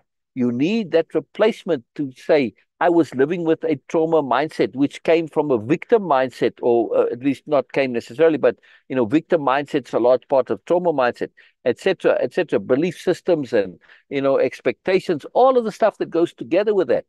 It's not a psychology that if you fix it, you end up with zero. It's not a psychology you can live by. You can't live by zero. Yeah. So you can fix the trauma, but you still got zero. You need to have something to actually live by. And that won't put you into a similar situation, or a similar situation occurs that you can deal with it. If you don't have a replacement psychology, the situation can just come up again. And I've seen it happen time and time again, where people, they get out of the negative situation, but they don't learn the lesson and they just end up back in the situation. How many of your friends, right? Come on, girl, when are you going to learn about the bad boys? How many times haven't you heard this, right? Yes, I know, I never learned my lesson and I just end up. People even say it themselves. They end up in the same situation with the same people, particularly relationships, because they haven't learned their lesson. They say it themselves, they know it, but they keep doing it. So this is the key point, yeah? if you don't learn a replacement psychology for what you had, you're just going to be in the same point. Even though you've learned the lesson of what you don't want, you have to have that replacement psychology. Absolutely critical. So I have a bit of an issue with traditional psychology, for instance, and therapy, in this, that they aggravate the problem via emotion because they don't understand attention, and therefore they don't understand how attention creates and emphasizes the brain and trains it. So you end up making the problem worse, not better. We have to be very careful of this, right? And people, like I say, they literally spend their lives, decades, years. Yeah. It's a very, very big point. Very big point. And let's see. So Sher says, replying to Sher Marchman Day, replying to herself. This is my experience. Yes. It's implied there, Sher, but I like that you specify it. Yes. So Sher said, way of impeccability only works with self-honesty. That requires awareness, acknowledgement, acceptance, application, appreciation, adamance, and more. Yes, yes, yes, yes. Attention. You left out attention there. A very important A term, but we're having fun because the philosophy of appropriateness is also called the A plus philosophy because of these important A terms. See, attunement is not in there either. Anomaly is not in there. There's so many A terms. It's quite fantastic. And yes, in Sher's opinion. Yeah. George Ann says, this is true. You have to apply so you can change. Yes. Sher says, for me, emphasize, love that. How can I make it my own unless I say for me? Exactly. And if you don't say for me, you'd never make it your own. You're just repeating what you've heard, what you've said. And even though you're saying it as a fact, you are essentially saying it's sort of a general fact. It's not your personal fact. And the key difference here in terms of your psychology, we cannot live what is not our own. When you say for me, whether it doesn't matter where it comes from, in that act of saying for me, you're making it your own. And when you make it your own, you can live it. You cannot live somebody else's life. You can only live your own things that you think are real and valuable and important and necessary. You have to make it your own. So this for me is not only to avoid saying things in a way that can also be perceived as arrogant, right? Because you're stating what you in a way that's definitive, and it makes it sound like this is an absolute fact, when that is debatable whether it's a fact, right? So you run all of those problems, but the bigger issue is you're not making it your own for me. And that for me brings that humility into it, which is a very important issue. And through this, you're connecting to that learning and growth, and you're staying open. And always that for me, it's one of the catchphrases, again, one of our core points from Way of Impeccability is to understand, and particularly in when we're looking at things via Way of Impeccability therapy, which is replacement. When we understand and we know this, we say it, it's only as good as it lasts. Whatever you acquire, whatever growth, it's only as good as it lasts. We don't get stuck in it, in other words. When it stops working, we evolve. We find something new, we grow. And we let go of what was working because something more has come along. That's life. Yeah? But if we don't have this openness to let go, we get stuck in what we know and we never evolve, we never grow. Right? Very important, very important. So for me, it's all part of that, all part of that. And then Sher also says, this is why I believe I was never broken. Way of impeccability starts with this point. We're not here to fix you. You're not broken. You are good. And there's a whole major big slide where you get asked. I asked the participants questions, a whole series of them, and they need to say yes out loud to confirm. And those questions are yes. On the very next slide, it says, if you said yes, it means you are good without question. You're not broken. You are good. And it proves it to it's not me saying it. You proving it to yourself. Because I asked the specific questions. And oh, duh. Oh, duh. Oh, yeah, duh. Oh, yeah. Oh, really? You know what? I am good. Yeah, I may be messed up. I may have issues, but I'm still good. Big difference. Trauma makes people believe they are not good. They're broken, right? They bad people, etc. That's one of the major, major, major real tragedies with trauma, is that it distorts this, yeah? This perception. Very big deal. So Syl says, this is why I believe I was never broken. I only needed to replace my beliefs about myself, and that's capital R, replace, and what my experiences meant to me. Yes, this is again one of the tools of Way of Impeccability, extracting the more. There's a whole session module on it, right? Extracting the more. It is a crucial skill and ability. All of those negative experiences for share, the totality. If you start to ask, sure, well, sure, what value did you get out of it? What did you learn from it? What moreness? What, sure is going to give you a long, long, long story about how much value she has been able to extract from it. Value and usefulness. Does it mean it was pleasant at the time? Hell no. Does it mean she wants to necessarily repeat it? Hell no. Does she believe that this is something that if she had to do it all over again, she would avoid? Hell no. Major shift. Major, major, big shift. Yes, sir? Yeah. It takes all the 8 terms. Yes. It's so magical to me that these 8 terms are so profound, right? There's so many of them. All the key ones just happen to be A. And I can call it the A plus, like, all right, you get an A plus at school. I don't know. It just seems quite wonderful. Joseph says, the problem is not the recapitulation. It is done during and after. It's like the capital R, reading is to reading. Yes, yes. But still, I'm making the point, Joseph, that we have a sort of a societal idea of what therapy is. And therapy is, for most people, talking about their problems. And that's counterproductive. When you understand emphasis and understand how our brains work, psychology, it's neurology. This is something I always understood since I was a kid, which is why I so objected to it. And I came up with positive psychology because I just paid attention and I understood this. But this was not something that was scientifically proven. It was just from observation I could see it. But only in relatively recent years, like I think maybe within the last 10 years or so, or even less maybe, was this neurologically proven that the nodes in the brain and the wiring, it actually grows and expands because of emphasis, right? Emphasis rewires the brain. And they proved it neurologically. So yes, it's what's done after. But again, Joseph, what I'm sharing is a very, very sophisticated approach to psychology. And you look at the conventional, I am sharing a methodology that works so much better. Instead of starting with a recapitulation of your problems, no, start with a replacement.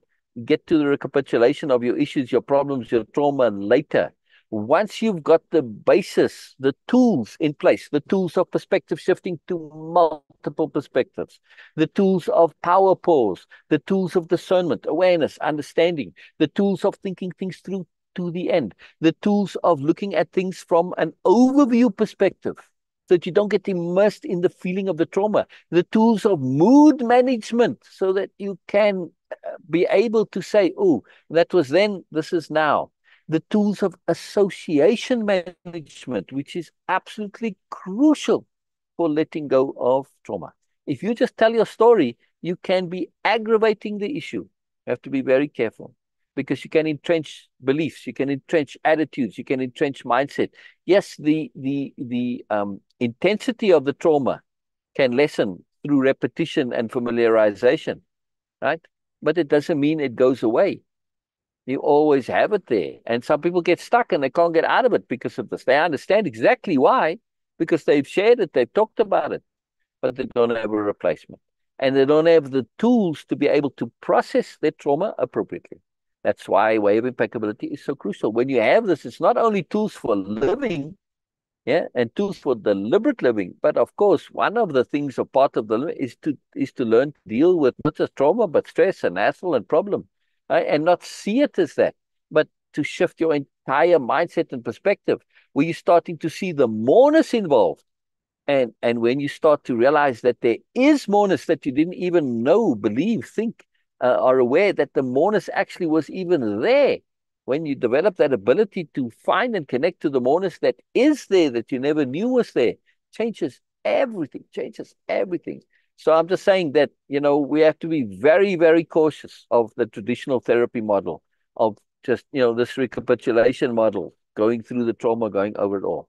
And this needs to be done once we have the appropriate tools to be able to do it appropriately. You have the tools of awareness and discernment and understanding and all of the other tools that I mentioned, right? Otherwise, you can make it worse. Yes. And I've seen this time and time again. And participants who've come to Way-Of-Impeccability, I've been in therapy for 15 years. In one case was about a particular specific issue. We applied the tools to it and it resolved itself in 2 weeks. Directly, immediately. It was, right? So it's not like there's some magic here. It's just that doing things appropriately. That was the key. And the key to that was, in this particular instance, the behavior of this particular individual changed. Actual behavior in society with people, how they behave, changed. Right? They did things profoundly different, and everything changed. Right? Very big deal. Very big deal. Beena, Syl, Joseph, Norma, comments. I want to hear more. I want to hear more. I want to hear more. And by the way, Chelly joined us on via YouTube, which is great. So that's very cool, Chelly. I'm keen to know if you have any more comments. Yeah. So this, Chelly, by the way, we're saying addiction of power. This is the psychology of the superiority paradigm. I have a whole big program just on that. I've got a couple of books out on it. And it's a very big deal to understand this. Very important to understand it. Yes, a lot of what I speak about is very positive. But you cannot only have positive. You have to understand the negative also. Otherwise, you become hollow. You become weak. You need to be able to deal with that nonsense and understand it so that it doesn't affect you. And it doesn't affect you when you really understand it. Then that stuff doesn't touch you anymore, right? You see it for what it is. Yeah, very powerful. Very powerful. So great that you were here, Charlie. Very cool. Very cool. And Beena, any comments?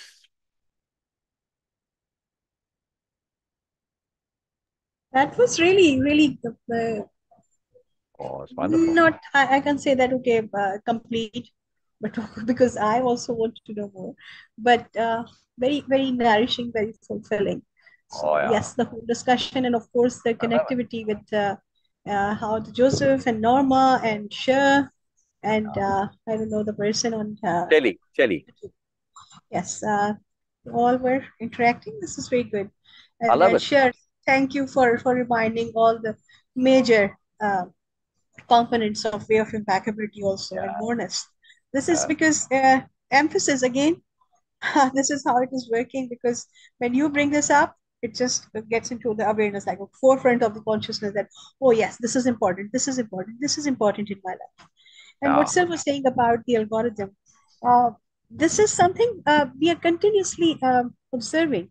I am very okay. I said that, but I shared many times that okay, I'm very scrupulous about my online algorithm. I learned this in the beginning that, okay, yes, what I don't want, I don't stay even. I don't look, okay, oh, yes, this is something I don't want right now. I'm not saying that, okay, anything is bad or negative. No, simply that I don't want this at this stage of my life, whatever it is. Okay, it would be so profound, so valuable. But right now, my time, my energy is dedicated to something else. So that's why what I don't want, I don't invest not a single minute. No, I don't want that. And this is how I trained my algorithm, Mm. online algorithm. But as Syl said, that your life algorithm also work exactly in the same way, where Exactly. you Through pay attention. attention, Our you attention. you actually give the statement and send the letter to your subconscious. This is important. This is what I want in my life. And of course, Exactly. your subconscious start Exactly. paying attention to those things which are related to that, and then you get more and more into your life. That's why we say that okay, like okay, stay positive. What actually it means that look at the positive thing, pay attention to those, and then you will get more. Yeah. Yeah. Emphasis, appropriate emphasis is the key. Sometimes in your life you have to be very like you really work with filters. This is what I don't want in my life. One of my friend, a male friend, he had very long hairs, like really long hair, longer than mine. And when we were studying, so he used to just keep his hair open and say that, okay, these hair are my filters. What I don't want to hear, never cross them. No, no, these Wow. are my filters. And he was using his hair as a mechanism to filter out anything, whatever I don't want to have. Listen, pay attention. They just get filtered with my hair on my Yeah. ears. That's it. And he was using the physical thing. We all can have that. I used to call that, okay, I have my virtual blinders on, like really on my on both side of my eyes that I don't want to see. It is just because that everything, of course, a lot of valuable stuff available. But if I will just start paying attention to everything, I will not be able to move further. So whatever right now, if I will ever say that, okay, now I have get like, okay, really everything out of way of impeccability, and now I want to go and of course grow more, then I will search for more. Right Wow. now in my life, I'm getting value from way of impeccability and modes. At Oh, yeah. some That's point, the key. I will feel that, okay, yes, now I have outgrown this, I have more to explore, then I will start paying attention to other things. Yeah. Yeah. Very important. That attention. Attention is a power. I want to emphasize this. It's power. It is a power. It's a skill. It's an ability, but it's a power we don't even realize we have. And so Yes. we have to pay attention to attention. We have to pay attention to attention. And when you start doing that, you realize, oh my goodness, I'm utilizing this power in a way that's it's not very beneficial. Yeah. I wanted to share real quick here, just on the A's that Sher was sharing, and just to put things into a greater perspective. This is a mind map I made of Way of Impeccability, but it also has a lot of overlap with the A plus philosophy, right? There's a lot of overlap, yeah. And you'll see in a moment, and I'll go in here. I mean, it looks very complex right now, but let me zoom in a little bit here, and then we pull it down, and we see, right? So, philosophy of appropriateness. Why is it called the A plus philosophy? Because look, you got these four key terms here, right? Appropriateness, and from that you go to attunement and awareness. You take those two together, and you get application, right? But look underneath attunement, yeah.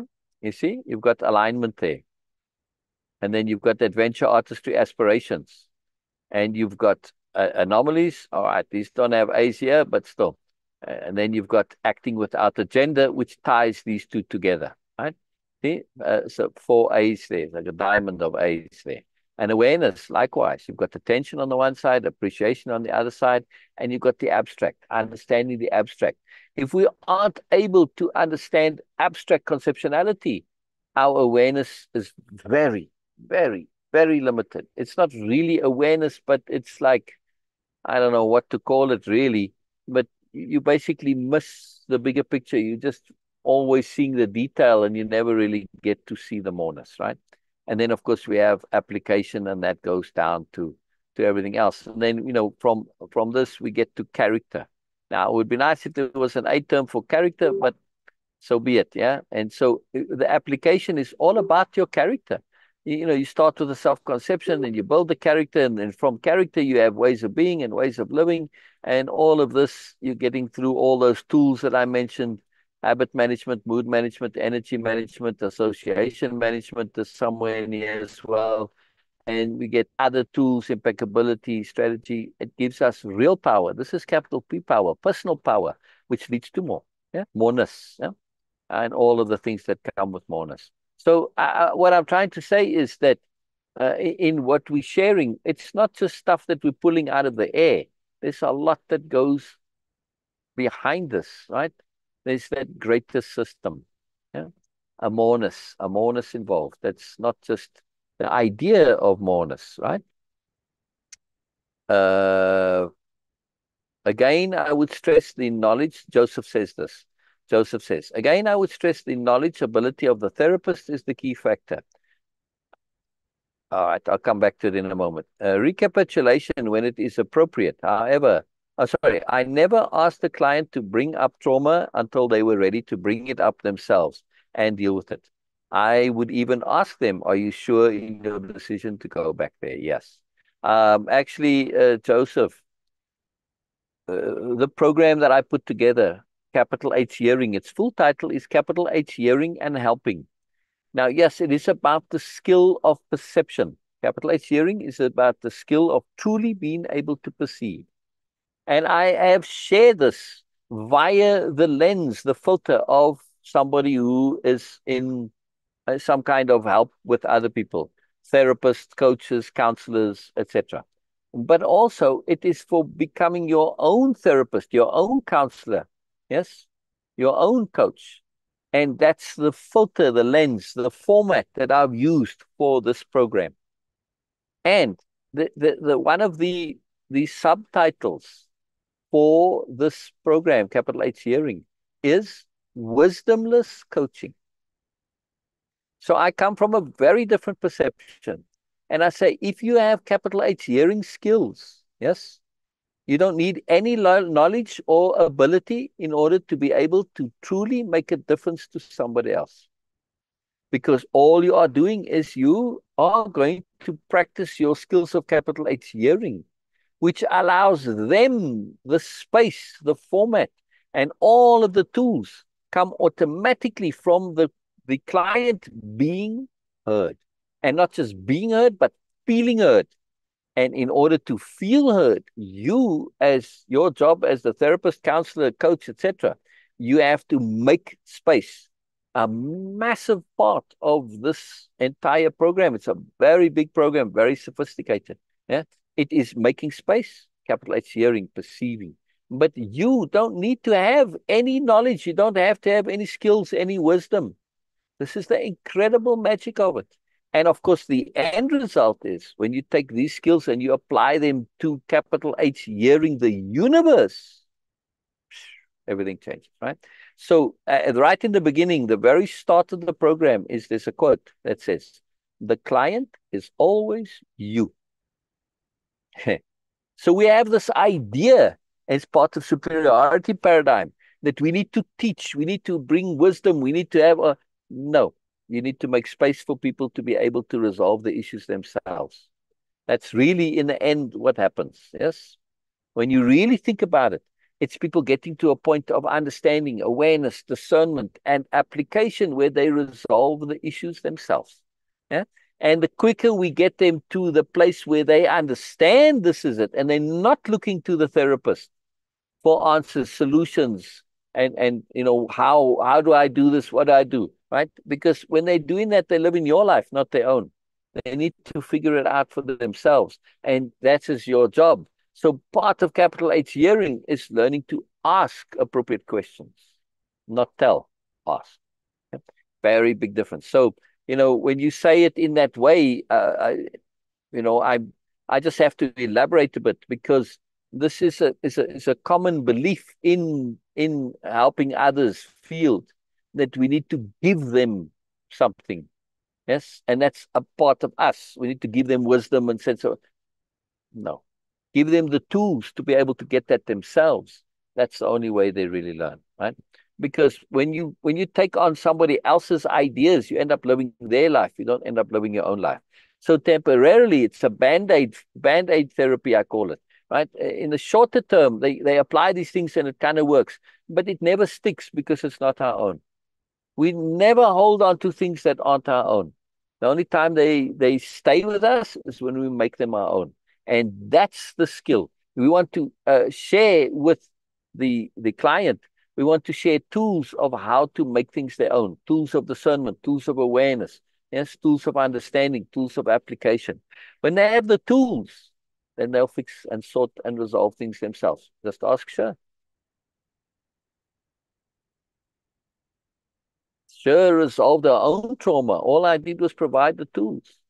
Very, very big distinction. So yeah, traditional therapy, it's problematic. Of course, it can work, but it's a lot of trial and error, and it takes a long time, and it's very slow. And yes, people may end up being able to make peace with their trauma. But making peace with the trauma can mean you've just put it into a bubble in a box and you set it there. Uh, okay, you don't have trauma anymore. But does that mean that you're living, that you're alive, you're living deliberately, you're living fullness? No, not necessarily. Yeah. Not having trauma being normal. This is not necessarily an ideal state of being.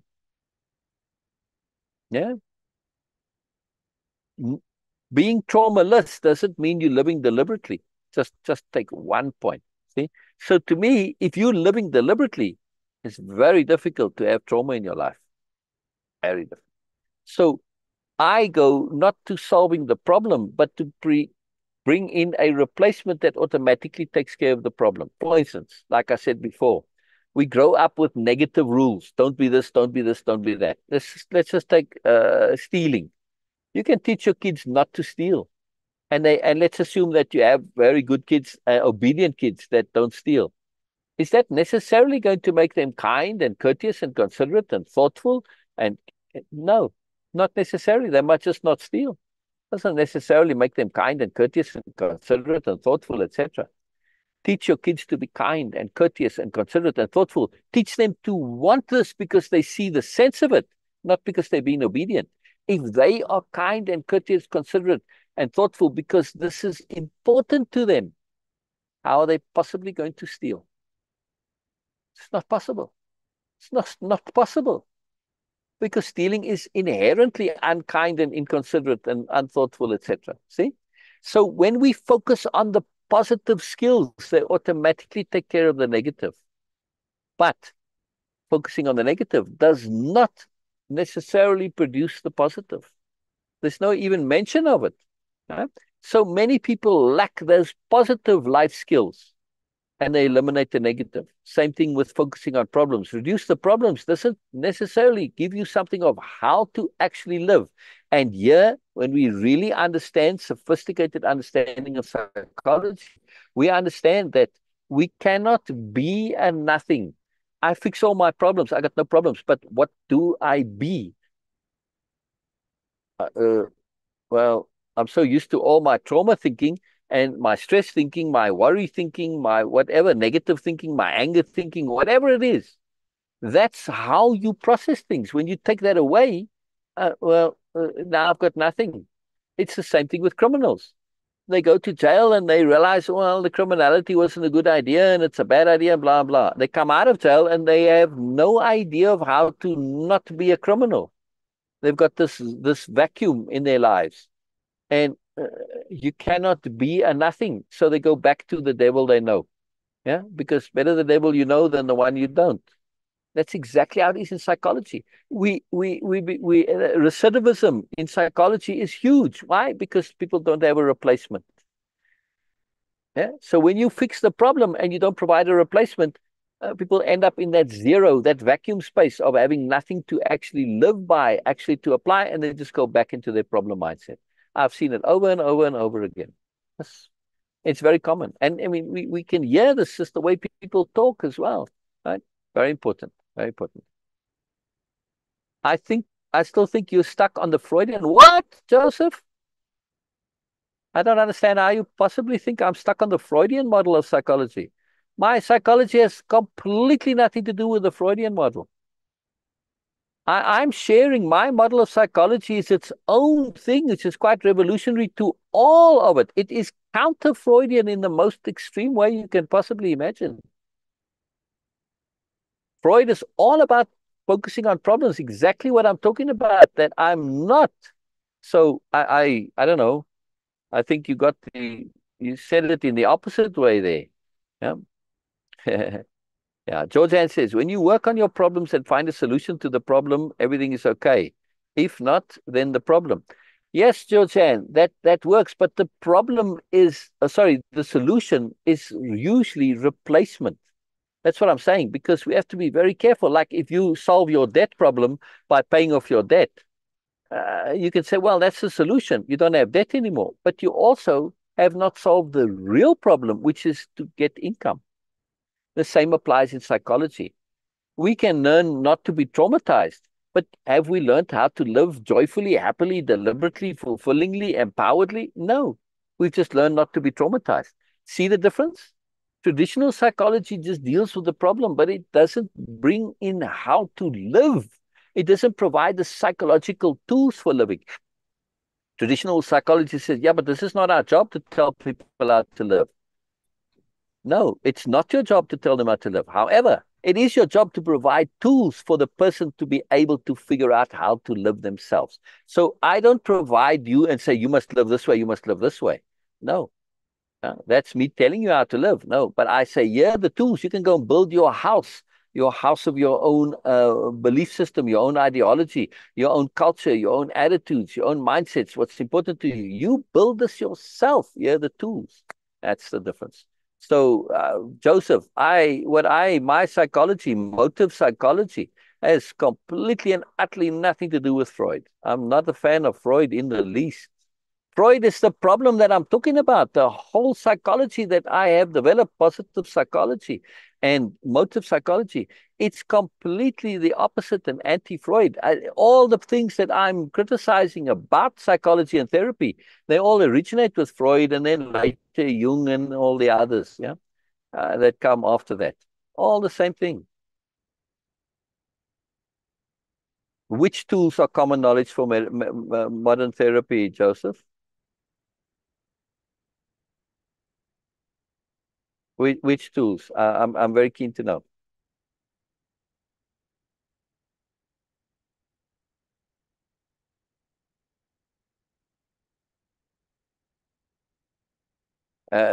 Joseph, I'm sure there are modern therapists and psychologists that use some of the tools that I'm talking about. I know there's the whole positive psychology movement, but much of what I'm sharing, the tools of perception, the tools of awareness, and all of the sophisticated tools of way-of-impeccability, these are not part of common therapy. Absolutely not. Sorry. I don't see them in evidence in any way. Yes. I mean, just take, you look at any like Psychology Today or any psychological discussions and platforms. None of this. I mean, I've got a whole language of conceptions which are simply not part of psychology perception, not even philosophy perception. They're not part of any perception, any conception. Right?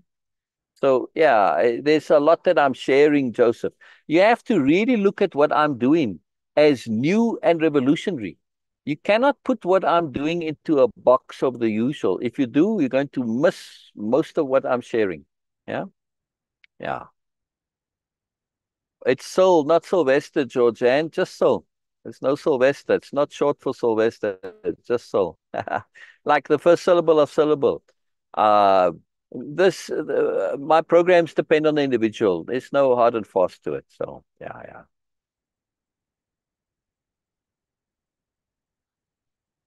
Yes, the Joseph says it's a big discussion. For example, what has come out of addictions, the spirituality-based children of alcoholics. Yes, exactly. See, that's the start of replacement. Yes, very important. Yes, there is a understanding that something more needs to be, but it's still in the beginning stages. Yes. I mean, there is movement from the days of, Freud and Jung. I mean, I don't think there are any psychologists anywhere that still call themselves Freudians. I think I did see one actually, um, but they've all evolved, right? Much slower than I would have thought, but because people get into this idea, I'm a this, I'm a that, and that's where the whole self-conception thing comes from. So all of these issues, they are addressed in Way of Impeccability. All of these issues. So yeah, it's very important. A replacement, it's a big, big deal. And of course, it's part of thinking things through to the end. Yes. Take attunement.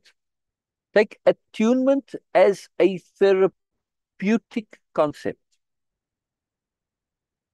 Uh, I've never, ever, ever seen anyone even come close to bringing anything remotely connected to attunement as part of therapy. But when you understand attunement and start to live and utilize attunement, the therapeutic benefits are off the charts. Unbelievable. Unbelievable. Yeah. Very powerful. So yeah, what I do is very revolutionary, Joseph. Very, very revolutionary. And not only is it revolutionary, but it is incredibly effective. Why? Not because I say so, but because what I'm sharing is self-evident sensibilities.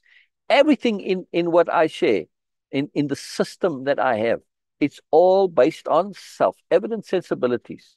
The entire dictionary of power, that's what it is. It is a list of self-evident sensibility. In other words, you don't need to believe me. When you start to think about it, you work it through, and you get immersed in it, you say, oh, duh, and you get to that duh point. You get there, not me. I'm not telling you anything. I'm sharing it, and it's self-evident. Yeah. And that when you have that power, when the moment you say duh, you make it your own. You've now acquired a power, which is that self-evident sensibility. And that duh is incredible. It's not hard to get to, but we have to get through all of our cultural conditioning, which prevents us from doing that. Yeah. So it's not that it's difficult, it's just that we have to get through the conditioning that makes it difficult. It's not difficult in and of itself. So what I'm doing is very revolutionary, Joseph. Very, very, very, very revolutionary. And yes, the key, see, part of way of impeccability is openness to improvement. And I see this in therapy, psychology, philosophy, in many fields. People get stuck in what they do because this is what they've been taught. This is what they're applying. And it works, but they're not particularly open to it working profoundly better. So they get stuck and they do the same things. And then they become defensive a bit about what they do too. So Scher says, the terms in my dictionary of power are as I define them. That's the whole point. It's not a dictionary of power in general. It's Scher's dictionary of power, Syl's dictionary of power, Beena's dictionary of power, whoever, right? This is it, and that Scher goes on to say it's based on my understanding. Exactly. And because the two principal tools that we use, thinking things through to the end, and perspective shifting to multiple perspectives. When you apply this to a conception, to an understanding, yes, it's only in your dictionary of power because you've thought it through to the end and you perspective shifted to multiple perspectives. In other words, you figured it out. You've gotten to connect to the greater whole, the moreness, the understanding. It becomes a duh. When it becomes a duh, it goes into a dictionary of power, right? It's so transformative when you have a system that's not based on belief. And also in way of impeccability therapy, capital H hearing, it's not based on my wisdom at all. I don't have to have any wisdom to be of profound value to a client. And when you apply this to yourself, there's some incredible profoundness here. The client is always you. We tend to believe in our own wisdom. It's just a belief. It's just a belief. And we can get stuck in that idea, right? This is the magic of attunement, yes? There's a lot to this. There's a lot to this. It's very sophisticated, Joseph. It's very, very, very sophisticated. There's a massive moreness here. But we have to be open to that. Many that I've shared this with, they say, yeah, but who are you to say that psychology in general is wrong? Anybody can say it. Any of the psychologists that you listen to as part of psychology, at some part of when they brought their system, they were saying, hey, here's a way of doing it. And they are saying, I am saying this is how to do it. They have some justification for it and validation, which I also can provide extensively if you wish. It's not my agenda here. I don't need to go through all the validations. But anybody can do this. It's not you don't have to have status. Now, back in the day, of course, like Freud and Jung made a real big effort to cultivate status, that he didn't quite have the same status as Freud, and it bothered him. So a lot of their acceptance of what they say is because they had status in the world. But that's a backwards way of going about things, because as we know, people with status can say a lot of nonsense, a lot of problems in Freudian psychology. But it was accepted because of the status. No. For me, I say make things self-evidently sensible and your status doesn't matter. Now, I'm very humble, but if I really go into it, I'm sharing something that has equal validity to any of the other psychologists that we accept as part of traditional psychology. I would say more, because it's not based on my opinion. It's based on self-evident sensibility. Yeah. And it's also like a lot of Freud stuff was based on small studies, right? Small participant studies. Anecdotal evidence, in other words. He built a whole psychology out of his patients, not great big studies. Modern psychology will say, man, Freud, you had what, a couple of people, dozen maybe, whatever. Uh, they didn't all have the same symptoms, but yet you are creating a psychology based on very specific individuals. Anecdotal evidence, very poor science. Yeah. Yet, you revolutionize psychology. So we have to be very careful. We have to appreciate Freud in context and fully appreciate him, understand. Yeah, like I said, lot of problems. But again, he was focused. He was a doctor. He was focused on healing his patients.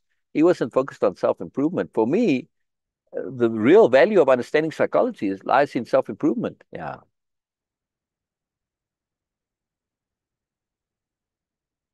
The only criticism of what you're saying is related to what Don talked about, filling a broken jar or vase.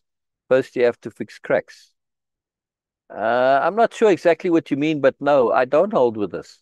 Psychologically, if you focus on fixing the cracks, you end up with a problem because of attention and emotion and emphasis.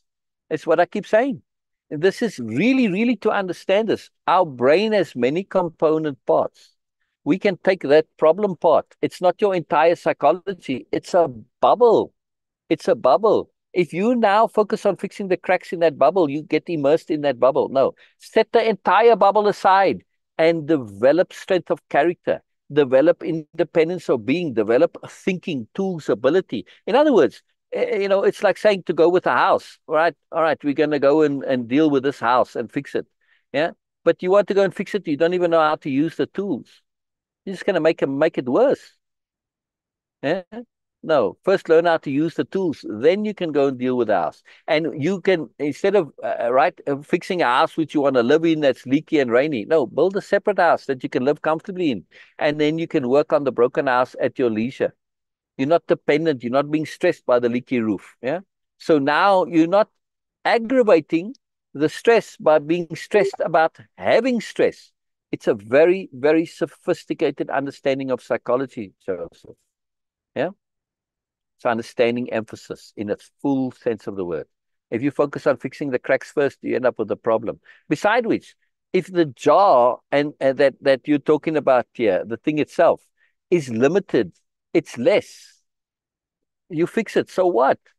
Yeah. All right. So I have this little jar and I need a bigger jar. I need a nicer jar. I need a better jar. I can maybe fix that jar that I have and I have this little crappy jar that works. It's fixed. It's not cracked. But so what? Still a crappy jar. See? No. Doesn't help me to necessarily fixing that jar. Doesn't help me to deal with all of life. Find out how to deal with all of life, and then the jar is not an issue. Whenever it comes up, you'll be able to deal with it. So very different way of going about it. Yeah. It's a much, much, much more valuable and sophisticated way of going about it, right? And of course, you don't have to take my word for it. You can just ask people who've done this, right? And when you understand Way of Impeccability, I think you'll have to come and do Way of Impeccability at some point, Joseph, and then you can evaluate. Yeah. Because, without doing it, it's very hard to evaluate the fullness of the system. Yes, I share a lot, and Beena shares a lot about it. But without actually doing it, it's hard to really appreciate the full power and value of it. Yeah. And it's self-evident once you do it. Yeah. So yeah, anybody wants to do it, just let me know. Actually, when we start doing our show coming soon, we're going to do a publicly available group Way of Impeccability. In the past, I've always done individually, which Georgianne asked about cost. This makes it expensive. But we'll do it group, which has its own marvelous benefits, which you don't get as an individual. And of course, individually also have benefits, but we'll do it as a group where everybody can participate. Anybody who chooses, right? So we'll do that. So very, very powerful. And then Joseph, you're more than welcome to come and do, and then you'll have a whole different perspective on what I'm sharing, right? Because it's a paradigm shift, Joseph. Yes, you cannot evaluate what I'm sharing without shifting the paradigm. It's a paradigm shift. If you stay in the old paradigm, you see things through the filter and the lens of the paradigm. Yeah. And you're always going to have that influence of the old paradigm. And you cannot actually perceive what's going on because those filters are still there. So we have to jump out of that, yeah, and get into a new paradigm. There's just one thing that will change perception is that saying for me.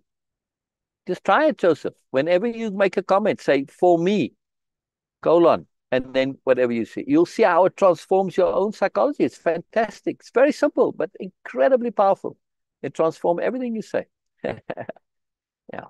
Very cool. Very cool. Very cool. I love it, Joseph. I love it. I love it. I love it. All right, we better go. Beena and I we're going to do a short live today, but we got all into this magic. Are you still here, Beena? Beena's probably fallen asleep already. But you bring up so much, Joseph. You bring up so much. And of Seriously, course, Shah and Jojan and everybody. I love it. Norma. seriously, seriously.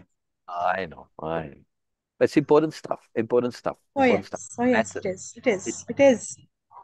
And this is the magic of moreness. This is what we are sharing, and this is what the actual meaning of community, moreness culture. Yes, exactly. Moreness community. Exactly. Exactly. Exactly. I love what all the sharing. Joseph brings up such wonderful stuff. It's it's and again, see, I'm not going about agree and disagree. I'm adding deeper understanding to it. What Joseph says is valid within the context that he's applying it, but there's a extra context. There's more involved that very much affects what he's saying. So I'm not discussing it within his context only. I'm discussing it in the greater context, and not just a greater context, but a different paradigm. And the traditional paradigm of helping is to tell people how to live, tell them what to do, give them advice. This is what helping means. But when we understand the negative of that, when we really think it through, we say this is actually counterproductive. It's not actually helpful. Right? I mean, I can explain that, but it'll be a long explanation. So when we shift the paradigm, we start to see bigger picture. Oh, I thought I was helping, but I'm not actually helping.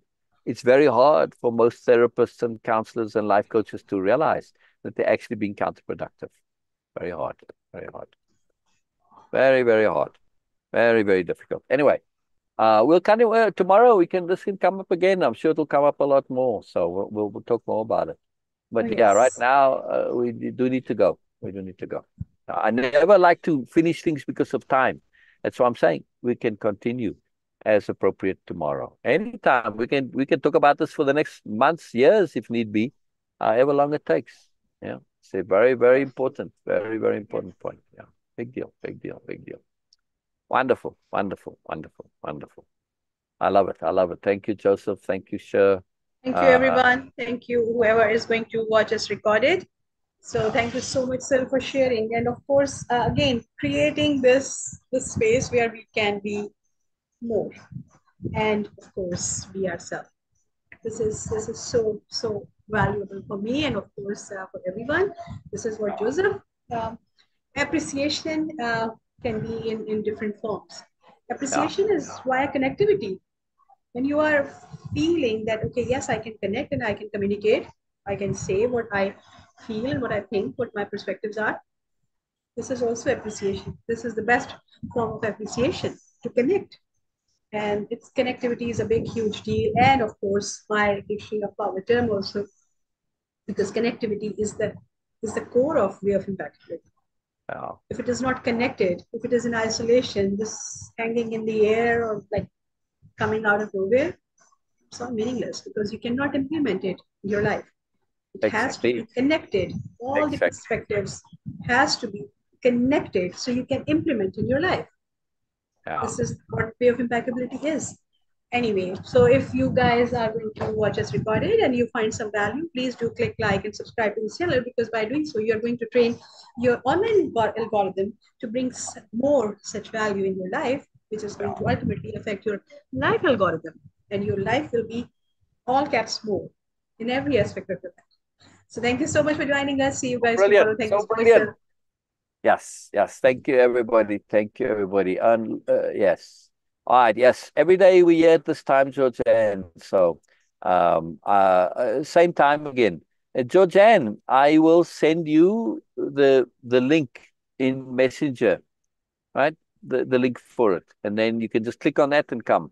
And that will be a reminder of what the time is. I do this with a few others. So I'll just add you to that list and you'll know. And anybody who wants me to send them the link when I start, right? Just after I start, that's one of the things where Beena is doing, sharing her thought for the day. And that's what I'm doing. And, I share it to the page, share it to the group, but I also send specific links like an invitation in other words, to Or we specific can have a people group also, a like group to do this. chat where we can. Reminds them. Yeah. So I'll add Yes. you to that list. I'll add you to that list, Georgianne. Yeah. Yes. Okay. Thank you so much. Brilliant. Thank you so much, sir. See you Uh, guys tomorrow. yeah, see you all tomorrow. Bye bye. Bye bye, everybody. I love it. It was so brilliant. Thank you, Joseph. Thank